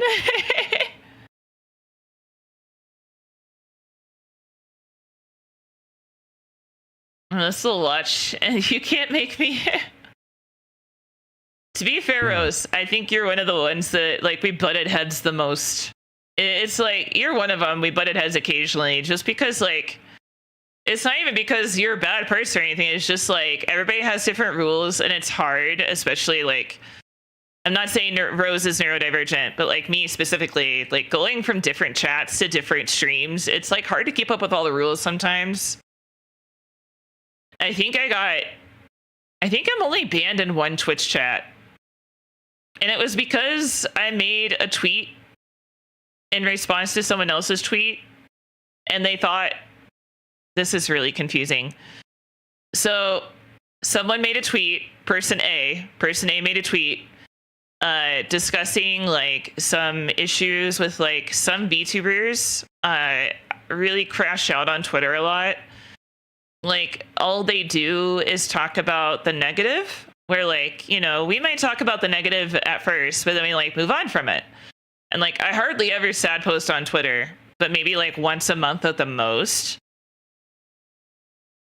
Hell, maybe even just, like, 1 or 2 times a year. I don't really sad post on Twitter that often. But somebody made a tweet about it being like, you know, like, you guys got to be really careful, because, like, it can also lead to parasocial issues if you're constantly just venting on main and you're only talking about the bad stuff. It can be really hard to grow as a VTuber if that's all you're putting out there for people to see.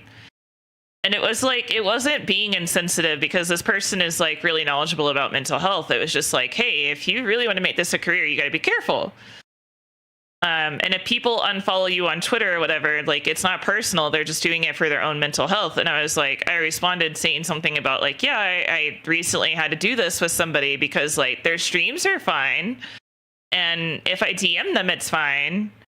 But their Twitter is really, really like hard to read. Like, it would come across my For You page and I would just like, it just makes you sad because you feel bad for the person and you want to help them. But like, I was just like, I can't deal with this. I can't like constantly seeing it. Cause that was like one of the reasons I left one of my old jobs, is because like I was sat beside like 2 girls that just shit talked the entire fucking time.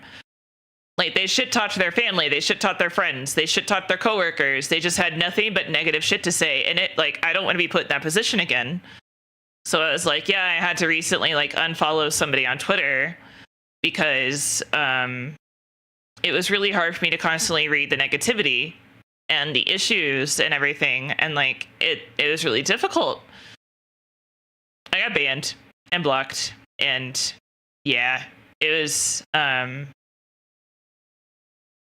of those instances where like, it's completely valid crash out, honestly.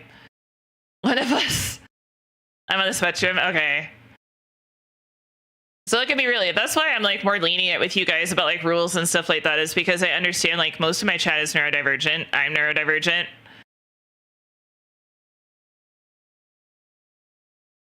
New starter is Oshawa. Ah, cute. But yeah, it's just like it made me really reconsider. I don't really speak about things publicly on Twitter anymore, as far as like if I have to do something for, I don't talk about the VTuber drama. I don't talk about things going on with like the negative stuff that often. And as far as like posting about instances in my life related to the VTubing community, I don't post about that anymore either. Because I'm just like, it's not worth it to like accidentally offend somebody or to make them feel like I'm discussing them specifically. Because like in this instance, it was one of those instances where like it was about that person, yes, but like my intention was not to hurt them. It was not to hurt their feelings. I just couldn't mentally keep reading the posts that they were putting on Twitter, and it was just really taking a toll on me mentally. So I had to do what I needed to do for the sake of my own mental health. And if removing me from their community for their mental health is what they needed to do, then that's completely understandable. But it's like, it just made me be more careful, because I was just sitting here like, oh shit. And like, I could have reached out to them at that point and just been like, hey, like, I'm sorry that, you know, things went down like this. Like, it wasn't my intention to make you feel that way. And it was a bad cluster storm of events. And this is why you kind of have to be careful with how you talk to and about friends. Is because I had a really weird situation with them that made me uncomfortable. So I was like, I don't really feel comfortable DMing them now.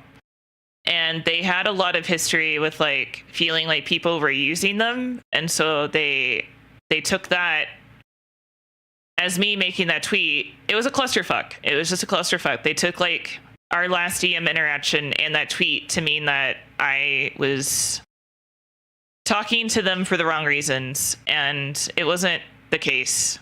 And it sucks. And I wish I could reach out to them and like explain, but it's one of those things where like they removed me and banned me for a reason, and I'm not going to push their boundaries, and I'm not going to like force my way in just to let them know that like, hey, this wasn't my intention. Like it sucks that that's what they probably think of me, and I have, you know, I'm empathetic to that situation, but it's just like I don't want to reach out to them and force the conversation just to make myself feel better. Like it would 100, like it literally would just like come off as me trying to make myself look better. And I don't want to do that. So it's one of those things, you know?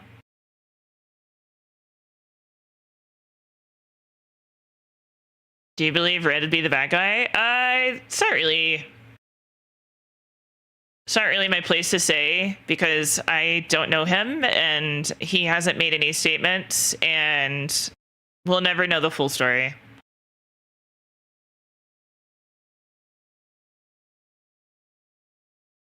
That's just kind of the situation. I briefly touched on this yesterday, but I don't think we talked about it super duper much. But like, talking through text is extremely difficult. It's not the words are toneless, but that they take on a tone depending on how you read it and what you put in them. Yeah.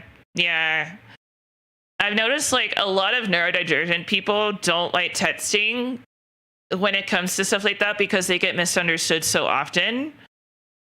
What a way to start a conversation. I mean, it kind of fits, honestly. It is what it is. I would have answered it if I wasn't comfortable with talking about it, but I think like the whole thing that's happening with like the VTubing situation right now and everything that's going on is, I think it's really important to remember that like friends got hurt and an artist was put in a really difficult situation. And I think this goes to show that it really makes you put into perspective who you support and who you watch. And you can kind of base who you should and shouldn't watch around your, like, God, how do I put this without it sounding weird? Okay, let me put it in like a real life perspective. Co and Faith, right? Coefficient and Faith. Faith, my wife. Co, her wife. But Faith and Co, I think they have really good judges and character. And I trust their judgment and character because, like, I've been friends with Faith and technically Co for a couple of years now. And I really trust their judge and character. And based on that, I know who they support and who they hang around are more than likely good people. At least from what they've seen. And by extension, I know that Vex and Zolon, through Faith and Co, are also very good people. And you can kind of base who they interact with and who they talk to and who they collab with and know that they're probably also, it's a web effect. It's not guaranteed to work. It's not guaranteed to not have somebody in there that isn't there for the best intentions. However, it's at least a good guide. So it's like, oh, well, Faith and Co, like, talk to Vets and Zolon a lot. And, like, everybody else always has nothing but nice things to say about Vets and Zolon. So you know that they're probably decent people. At least we can assume they're decent people. And then if whoever Vets and Zolon are super close with are people that they trust and they're friends with, and they, you know, have given a chance to be a part of their lives. And so you can kind of take that, you know, you take it with a grain of salt. It's not a guarantee. It's not always going to end properly. But more than likely, at least most of those people are probably decent people that you should support. Like, you know, it's just, you know, it's kind of like character references. Like, these VTubers are obviously, like, really good friends with them. So it's a good character reference. It's not guaranteed, and I won't say just, like, follow your Oshi and whoever your Oshi is friends with. No, like, obviously you should be a judge of character on your own. However, it is nice to kind of have that, like, backbone of being like, okay, like, I know these people are decent people, and it helps to, like, see who interacts and what friend groups do what and that kind of stuff. So you kind of know, like, who you can kind of, like, feel more comfortable supporting. There is 900%. Here's 9,000% of my trust of that. Yeah. Hey. How's it going? But it's just like one of those things where I watch Estrella in my good chat. I am always misunderstood. Oh, that's based. But I think with, like, don't follow streamers' friends, okay. Bye, Ginger. No. It's just like, if you trust my judge and character, then you know that, like, Ginger is a good person, Faith is a good person, like, Ko's a good person, like, Steel is a good person. Like, I wouldn't surround myself with shitbads. Like, if you trust my judge and character, to be fair, I trust Steel's judge and character way more than myself. But it's just an example. It's just an example. Like, if you really trust somebody's character, or judging character, then at least you kind of know where to go and you feel a little bit more comfortable with supporting people. There's some people that it's hard. It's hard to know. Like, I'm not saying that, like, Iron Mouse and Filion, they're so big and they collab with so many people that it's difficult to know because you can't really see, you don't really see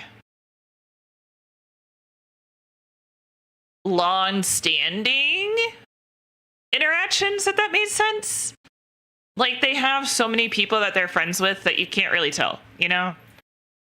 So, like, if you were gonna, it's one of those things where, like, a lot of those people just, like, they have so many people in their lives, and they may not have, like, the deepest friendships with most of them. They could be acquaintances, they could be friends, they could be best friends, they could be anything. And so, like, that one is a little bit more difficult to deal with. Because, like, Yu-Gi-Oh deck that I think you would like. I could never play Yu-Gi-Oh. The font was too small for my eyes.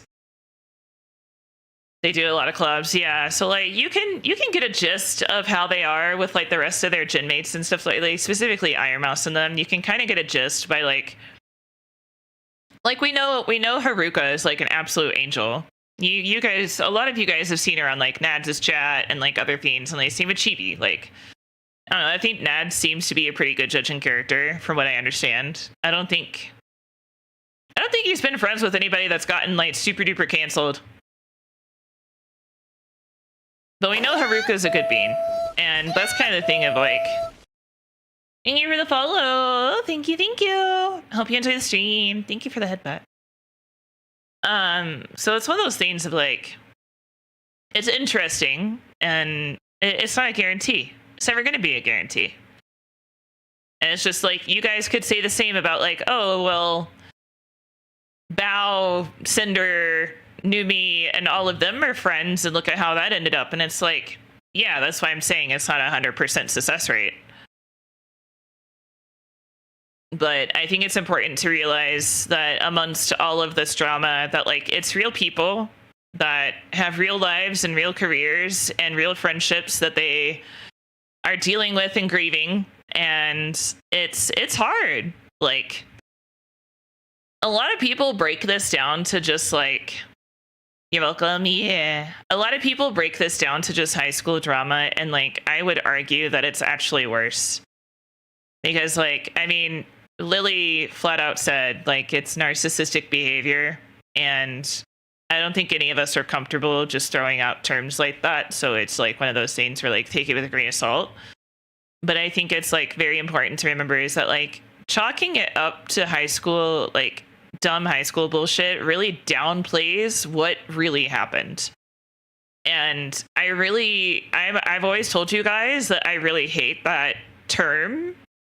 I really hate that sentence used to describe situations like this, because it's really just was normally that was hidden as long as it was, and most people expose themselves a lot sooner. Yeah, it's worse because of high school drama, but with very wealthy adults, or at least like adults that are investing in a lot of money towards their careers. Because let's remember, there is a lot of money that's invested back into stream. Like, look at how much a lot of these models cost, you know? Like, it's not just like, some of these girls are still living in apartment complexes. It really depends on what you're passionate about and what you use your VTuber career for. Like me personally, I'm probably never going to do concerts or anything, so I don't have to invest a lot of money into that. But when it comes to like concerts and music videos and like everything else, like those are hundreds, if not thousands of dollars, dude. It's a lot. But also like high schoolers may demonstrate narcissistic tendencies, but you're usually not dealing with a full-blown narcissist in high school, much less someone who is willing to sacrifice your situations for them at such a high degree. Because like it's one thing if it's like, oh no, like no back concert. I didn't say I would never do it, but I'm not here to like invest thousands of dollars into it. So it's one of those things where I'll give you something to believe in. Down your pieces full of demons.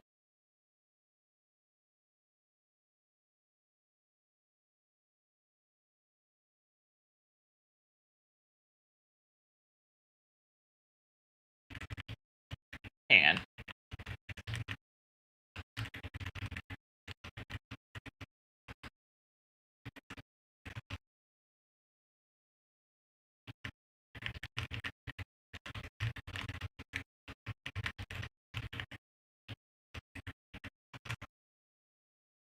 I'll get to return.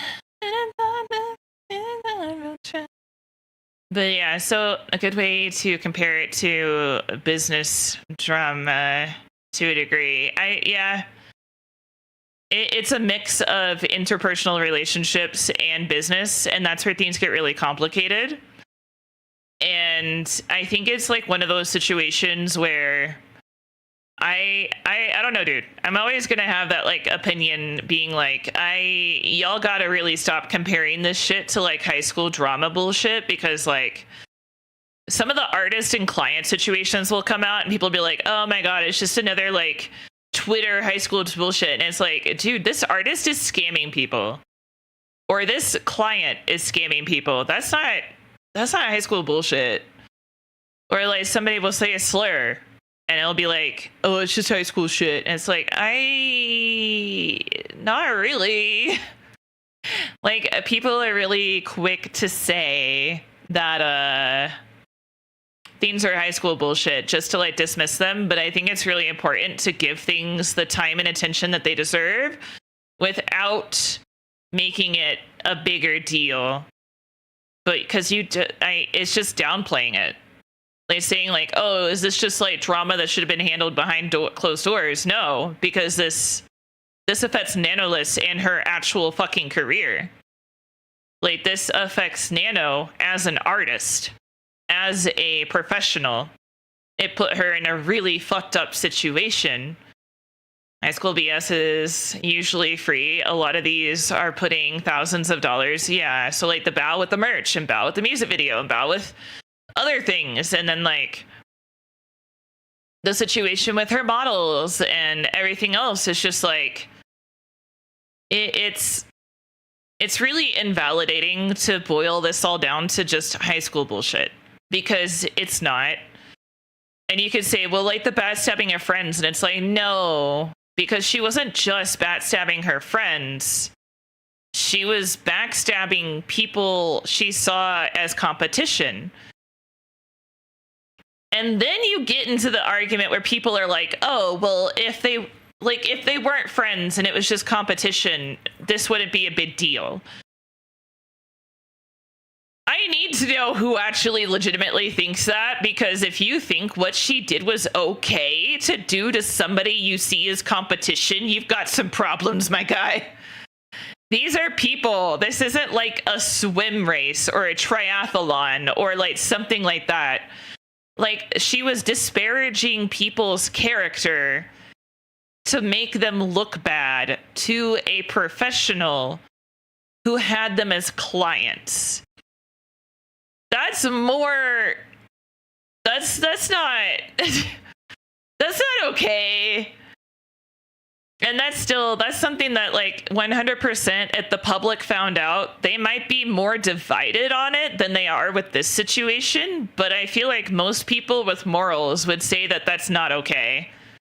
And actively blocking their projects for years of yeah, like it's not, I don't want to get into realities. I don't want to get it. If they wanted to, they probably could. It's not illegal, so. But it's like, it's a really messy situation. And it's not, I just get sick of people boiling a lot of things down to high school drama. When like, we're talking about people's livelihoods and careers here, it's not high school bullshit. Like, some people are actively going after other VTubers in order to ruin their careers so that they don't have to worry about them being their competition anymore. And unfortunately,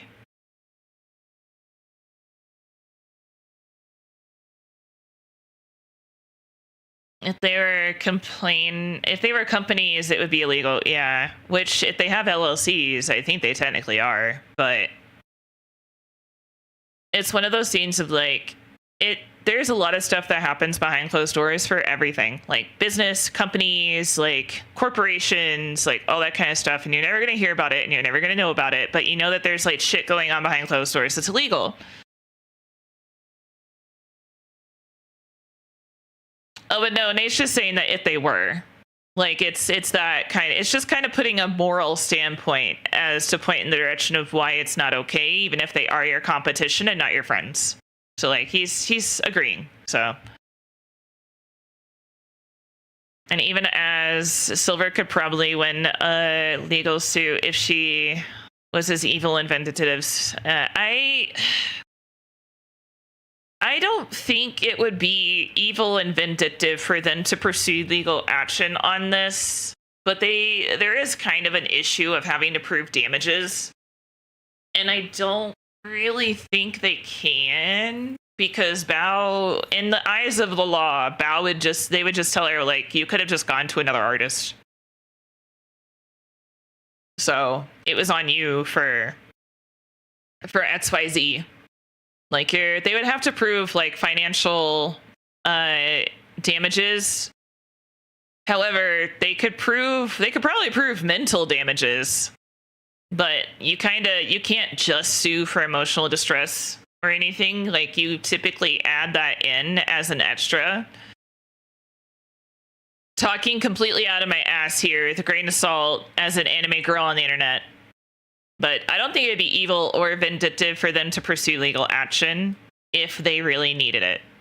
Like, I'm going to say that. Like, if they were just doing it to spite her, then sure, that would be evil and vindictive. However, if they were doing it because they genuinely believed that the lawsuit was the best option, then that wouldn't be evil and vindictive, at least. I don't think there are grounds for legal actions here if they wouldn't have released that doc. Well, plus, like, the doc doesn't... The thing with docs is that it's only a problem if you're in an active lawsuit, or if you want to go into a lawsuit, you don't want anything that could be used against you. I don't think there's anything in those docs that they could legitimately use against the girls. I think you need a lawyer that understood the VTubing industry to start. Yeah, it would be rough. But that's one of those things of, like, they would at least need to know, like, content creation. I wasn't calling them evil and vindictive, just saying that if Snake was in their position, she would jump at the chance to do lawsuits against them.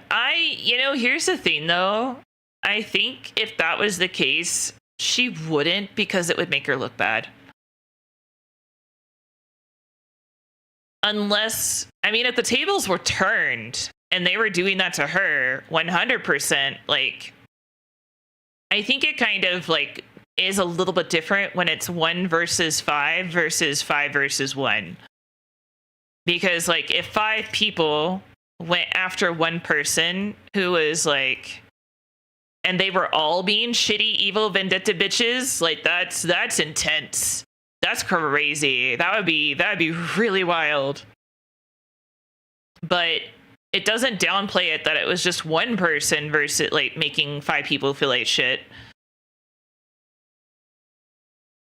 But it's intent, I guess, is the right word.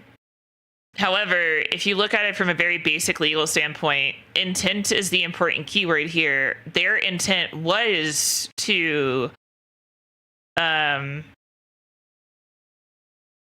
undue hardship. So you could technically pursue that because it is about intent. A lot of legalities are about intent. So basically, man. Legal mindset. I've heard some issues about him, so I don't know how trustworthy he is. Not, like, personally, just, like, I remember something coming up on, like, Twitter when he got a hold of, like, those contracts or whatever. I think there was some problems with, like, how he was operating during that time. That's also kind of the issue with, like, anybody who does their career as a content creator.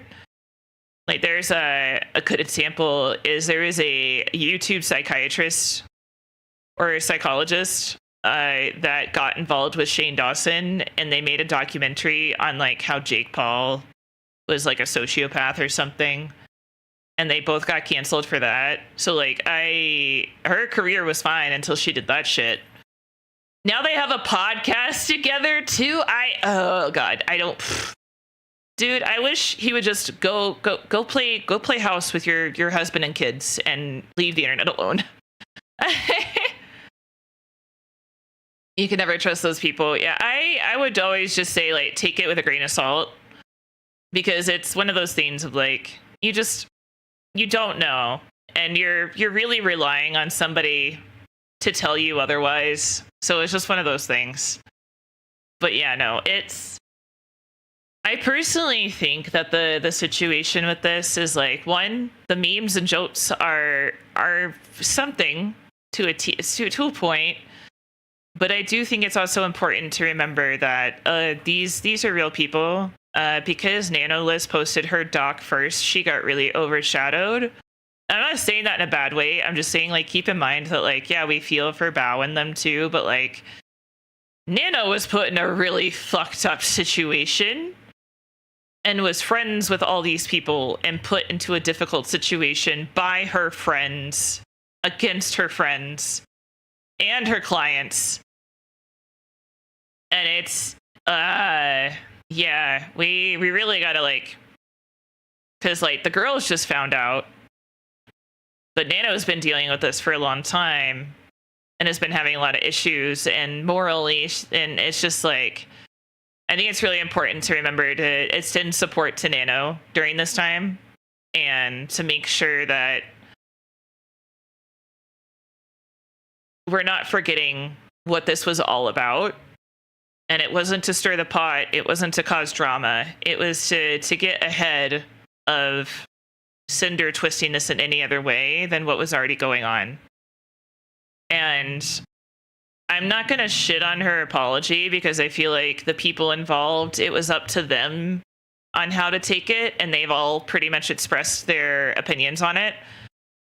But what I will say from reading it is it felt like she didn't see any of the Google Docs that existed. It's like she didn't read anything. She just put out what she wanted to put out and said that was her apology. I'm a little surprised there hasn't been any blowback on Nano. Yes, she was the victim, and well, but she also went along with the stuff for a while. Okay, so here's the thing. She didn't go along with anything. She, I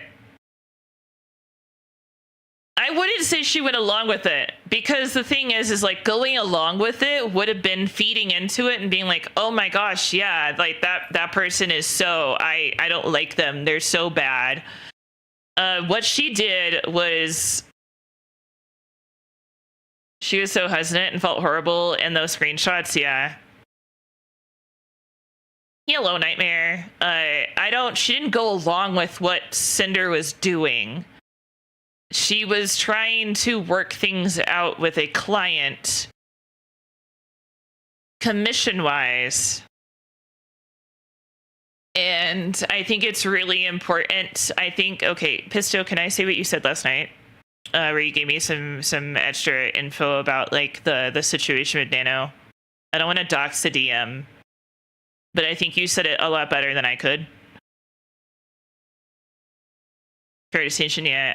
I want to see what Pisto said, because it was yeah, sure, okay. So Pisto, when we were talking about it a little bit last night, it was last night, right? I think it was, yeah.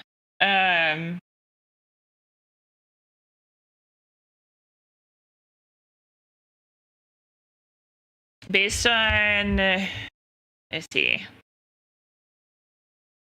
Yeah, I think this is it. Based on what Lily said, they had even more receipts, but didn't show them because of sensitive information, which indicates that they were aware for a while. And I was like, yeah, Nano was put in such a shit spot. Yeah, the whole, I made you, okay, so this is what Pisto is saying. Cinder saying, I made you big is especially shitty, even more considering that Nano lives in Brazil. Like, that amount of money that Cinder was commissioning is no joke. In the US, it is a lot of money, period. But over there, it would have been life-changing. The thought of losing your biggest client, who is also your friend, must have been incredibly scary. And they took advantage of that. And I agree full-heartedly. It is important to remember that Nano is in Brazil. And the average They had tons more evidence, but it was either doxing or just smaller stuff. Yeah, that would have like more stuff building over time. As far as the nano thing, the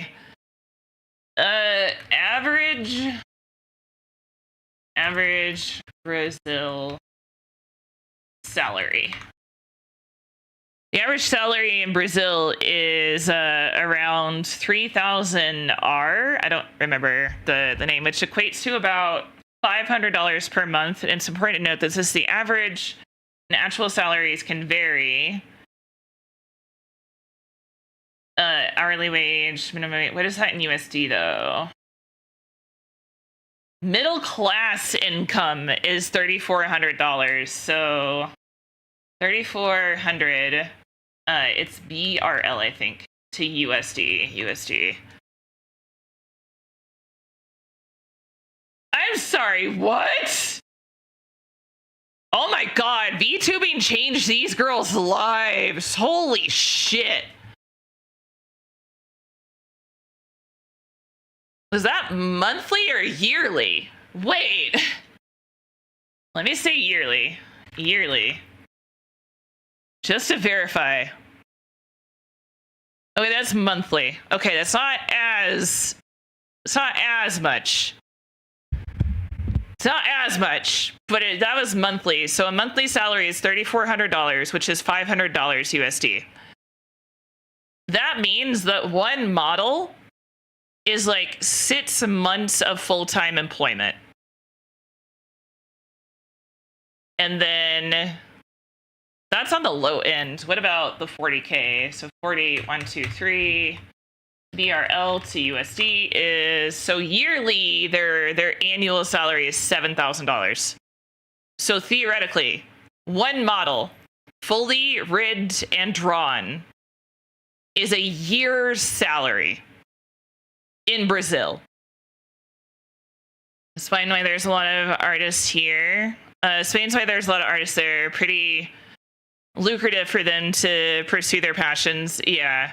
And it also explains why there's a lot of scamming that comes out of a lot of overseas areas. Because, like, here, the average salary here, USD-wise, is... It really depends, honestly. I would say, like, 2K a month is pretty average for, like, the high cost of living areas here. Like I make 1,000 from disability, and I'm living with a roommate. I think the most I've ever made VTubing is like 12K. On top of the 12K I got, so 24K, and I was barely scraping by.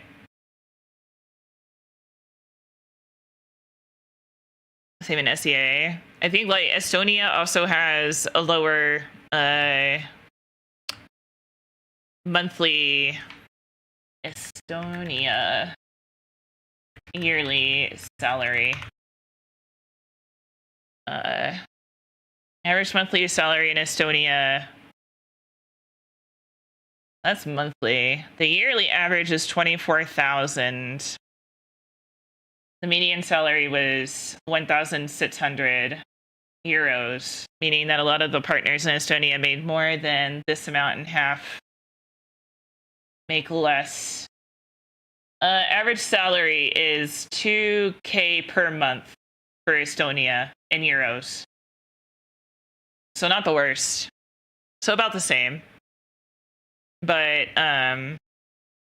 yeah, no, I was talking when one of the PlayStations came out. I think it was either the Xbox or the PlayStation. It might have been the PS4. Like, it wasn't the ones that just came out. It was the ones before that. I was playing, I think it was like playing Blade and Soul or something, and one of our guildmates was from Brazil. He was in like one of the referee cities too, like the one where the Olympics were supposed to be held or whatever. So we actually learned a lot about Brazil, and he was trying really hard to get out of it because of his wife and them wanting to have a family. Because he's like, it's just too dangerous here. I don't trust people.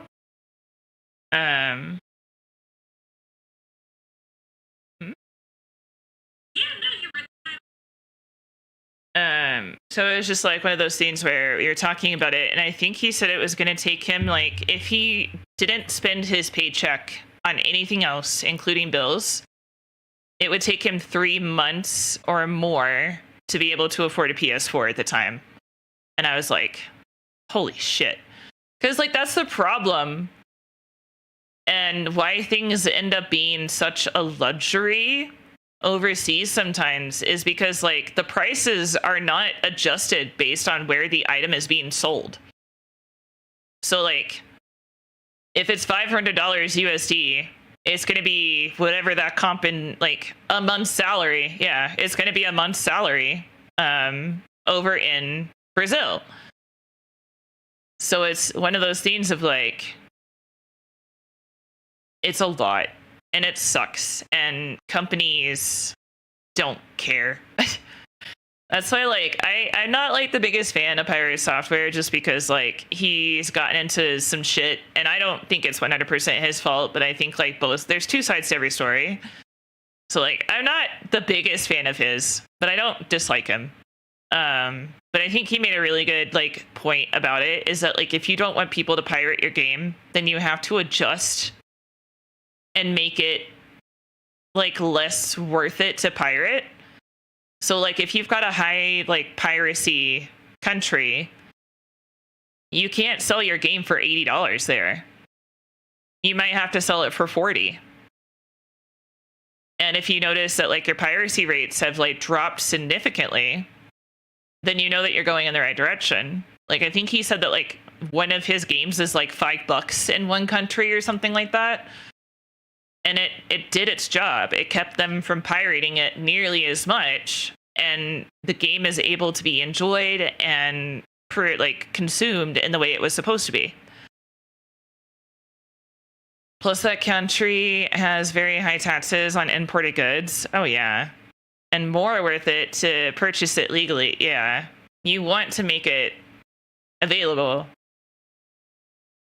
But between, like, I think it's so Philippines, Brazil, I don't know what Spanish countries it is, but I do have, my model designer is a Spanish speaker. And a couple other places, like Yolarima is from Japan. She's in Osaka. My designer, I can never remember her name. She's such a sweetheart. The problem is that I think it keeps getting confused with, like, the name of that Pokemon, the water type that started with the P. One of the starters from, like, what was it, Sword and Shield, I think? Oh no, the little water seal that gets a clown nose during their evolution. But anyway, the point is I think I keep meaning it, but she's Spanish speaker. Yolarima is Japanese.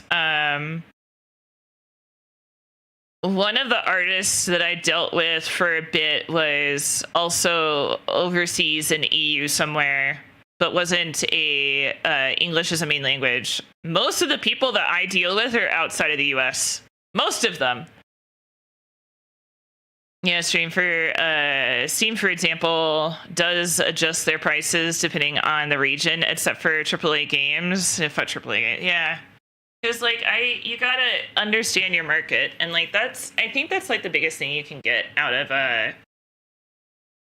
Pirate Software's content is, like, how to treat your consumers. Because if you really look at it, it comes down to how you treat your customer base is going to directly reflect upon your bottom line.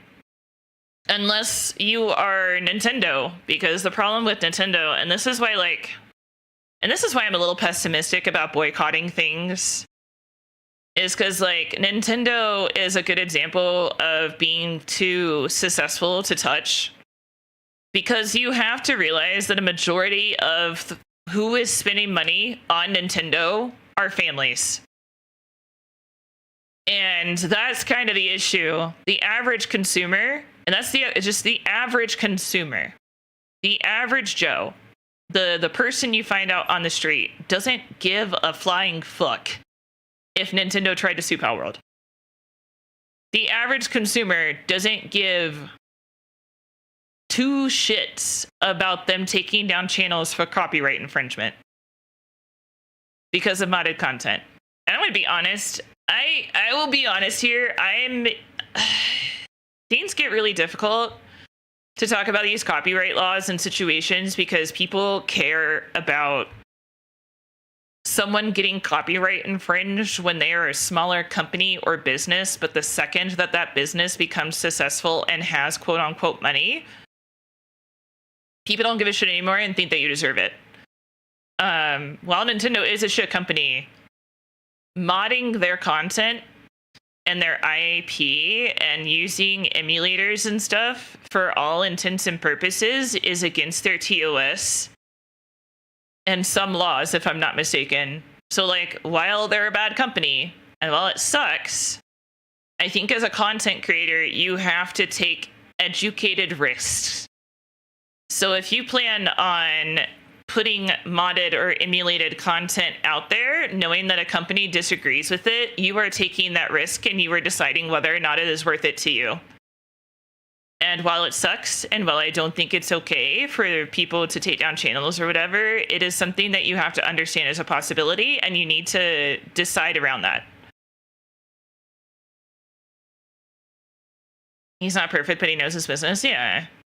But that's kind of the thing is, like, I'm a really bad person to talk to about these matters because in my head, my sense of justice is like, you care so much about this small indie company getting their content emulated, but the second that it happens to Nintendo, it doesn't matter anymore. And I think that hypocrisy really rubs me the wrong way. Like, hate Nintendo all you want to, and they obviously are a problem, but unfortunately, the average consumer for Nintendo is not those of us that give a shit.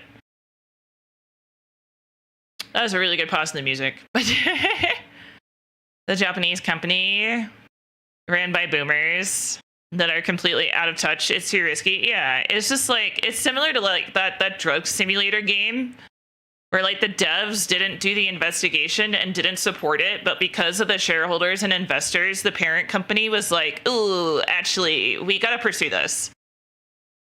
And so that's kind of the thing of like, they didn't give two shits. And I would bet that if things were reversed and Pal World was being infringed upon by Nintendo, Pal World probably wouldn't have given two shits, to be honest.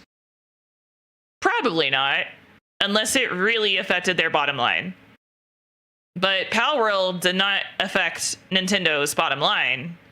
No one saw Pal World and was like, this is going to replace Pokemon for me. Because most of the adult Pokemon fans, and I say this with peace and love as someone who used to be an adult Pokemon fan, a lot of us, Pokemon was a special interest or incredibly nostalgic.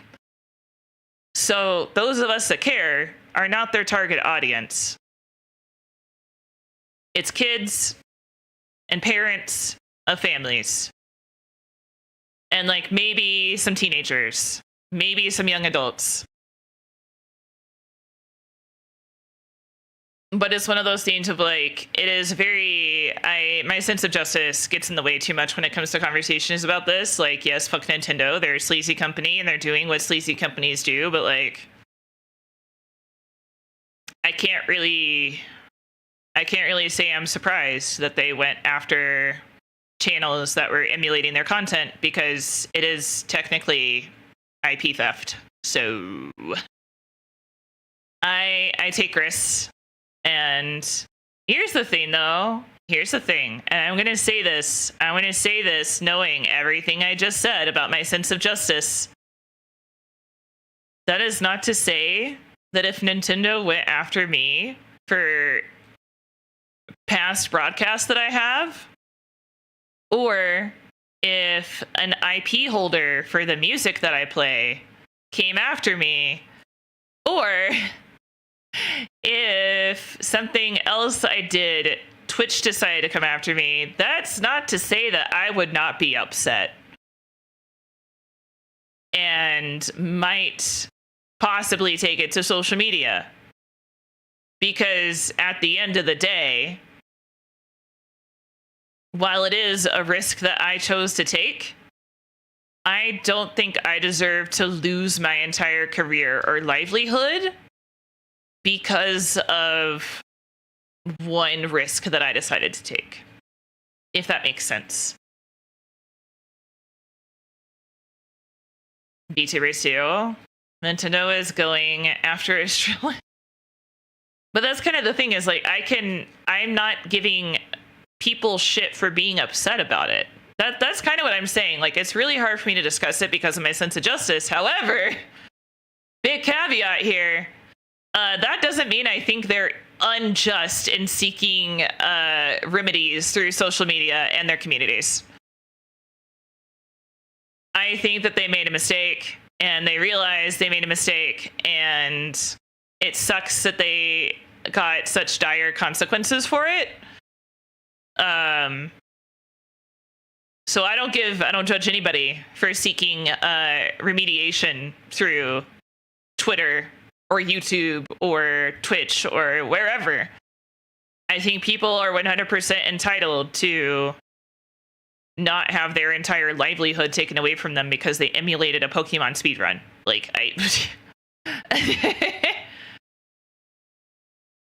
basically fuck Nintendo, I guess, yeah. It'd be nice if legal teams would be communicative. Like, sending cease and desist should be your first course of action, in my opinion. I don't think it should be reporting every single video this person has ever made with your content and then getting their channel completely removed so that they can no longer have that channel or access to making another channel in the future. There's got to be like, what's the word? There's got to be like a due process, I guess. There's got to be a procedure to where it doesn't just instantly escalate to XYZ.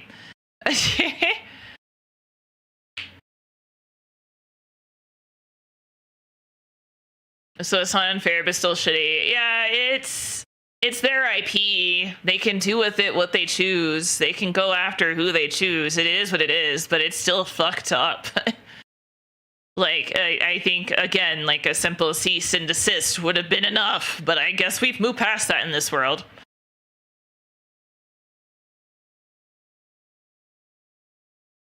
And the Tears of the Kingdom thing, Nintendo was taking the Wrecking Ball to it, yeah. So it's one of those things of like, it's a really hard thing for me to have a conversation about because my instant thought is just, well, why did you stream emulated content? Why would you purposely break copyright laws and do it? But then you've also got to realize that there's like also like an established state of procedures too. If thousands of people have been streaming and posting emulated content to YouTube and to Twitch for years, and no one's ever quote unquote faced the wrath of Nintendo over it, then that kind of sets a precedent for expectations. It's the same with like Twitch and the DMCA music. We're not technically, it's so weird. So we're technically breaking certain situations, but the thing with it is we've made it more difficult for it to be detected because the copyright holder has to go into one of your live streams and hear you listening to the music and then record the evidence and report it to Twitch. And in that sense, it is one of those situations where if that happened to somebody, like the Olympics are like a really good example of it. It happened with the Olympics. The Olympics saw that streamer and was like, hey, you can't fucking do our content like this. Like, that's not okay. And he was just like, surprised Pikachu face. Because it's like, the other caveat to that, though, the other situation to that is that was also around the same time that streamers were just watching movies and anime on their streams because they had quotas they had to meet with Twitch.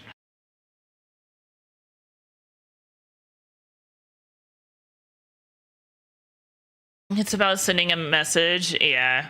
It's easier to just copyright strike videos. That's why companies use that system. Yeah. And it should be easier and it should be more thorough to be able to use those systems. However, I think that it's still the way that YouTube handles it on their end is a little rough. Like, I think there should be like some sort of time situation on it to where if somebody goes through and mass reports your videos, each video shouldn't be a strike. It should be one strike and an email or a notice to the content creator being like, hey, quit your shit. So that the content creator isn't like, oh shit, I didn't even realize, or oh shit, they got caught. And then they can adjust their behavior based on that. And that should be one strike. Like, if you get like 100 videos reported in a 24-hour period, that shouldn't be each video is a strike until your channel is dead. It should be one big strike that's all encompassing, because you shouldn't be put into a situation where it only takes one person to ruin your life. Let's watch MLB on stream. There are no humans left working at YouTube. I have no proof, but at the same time, I just know. After doing as much like deep dive into this topic as possible, we pretty much really think we know like what the process is happening and what's going on. And I kind of feel like I'm vindicated when if you put two and two together for a second, I think it's kind of vindicated in the sense of like, you can see why it happens and who it happens to. And it's mostly, from what I understand, from like the thread that I found from legitimate YouTube employees, or at least ex-YouTube employees, and like some people that have responded to the topic themselves. And I had to do some digging for this. I couldn't have it be related to VTubers specifically because like I need to be more broad. But the issue with VTubing in particular that people were discussing, and some YouTube employees and ex-employees were discussing, is VTubing puts it introduces a really weird gray area where YouTube doesn't know who's behind the camera and can't prove it. I think that could be remedied by having a verification system similar to either Fansly or OF or any number of those platforms. I think that could be remedied by that. Because if you have a video with somebody's voice, with their identifying information, and you can hear their voice, then you know, based on that they're the ones behind the avatar. That's not a perfect solution, but it is at least something going into the right direction. Seeing what NAG of those players went through, they're not actual people. For a good reason.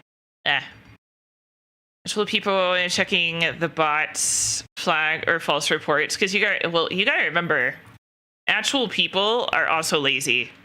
And unless there's like checks and balances to keep them honest, like I worked in a call center before, there's a lot you can get away with because they're not monitoring you 24/7.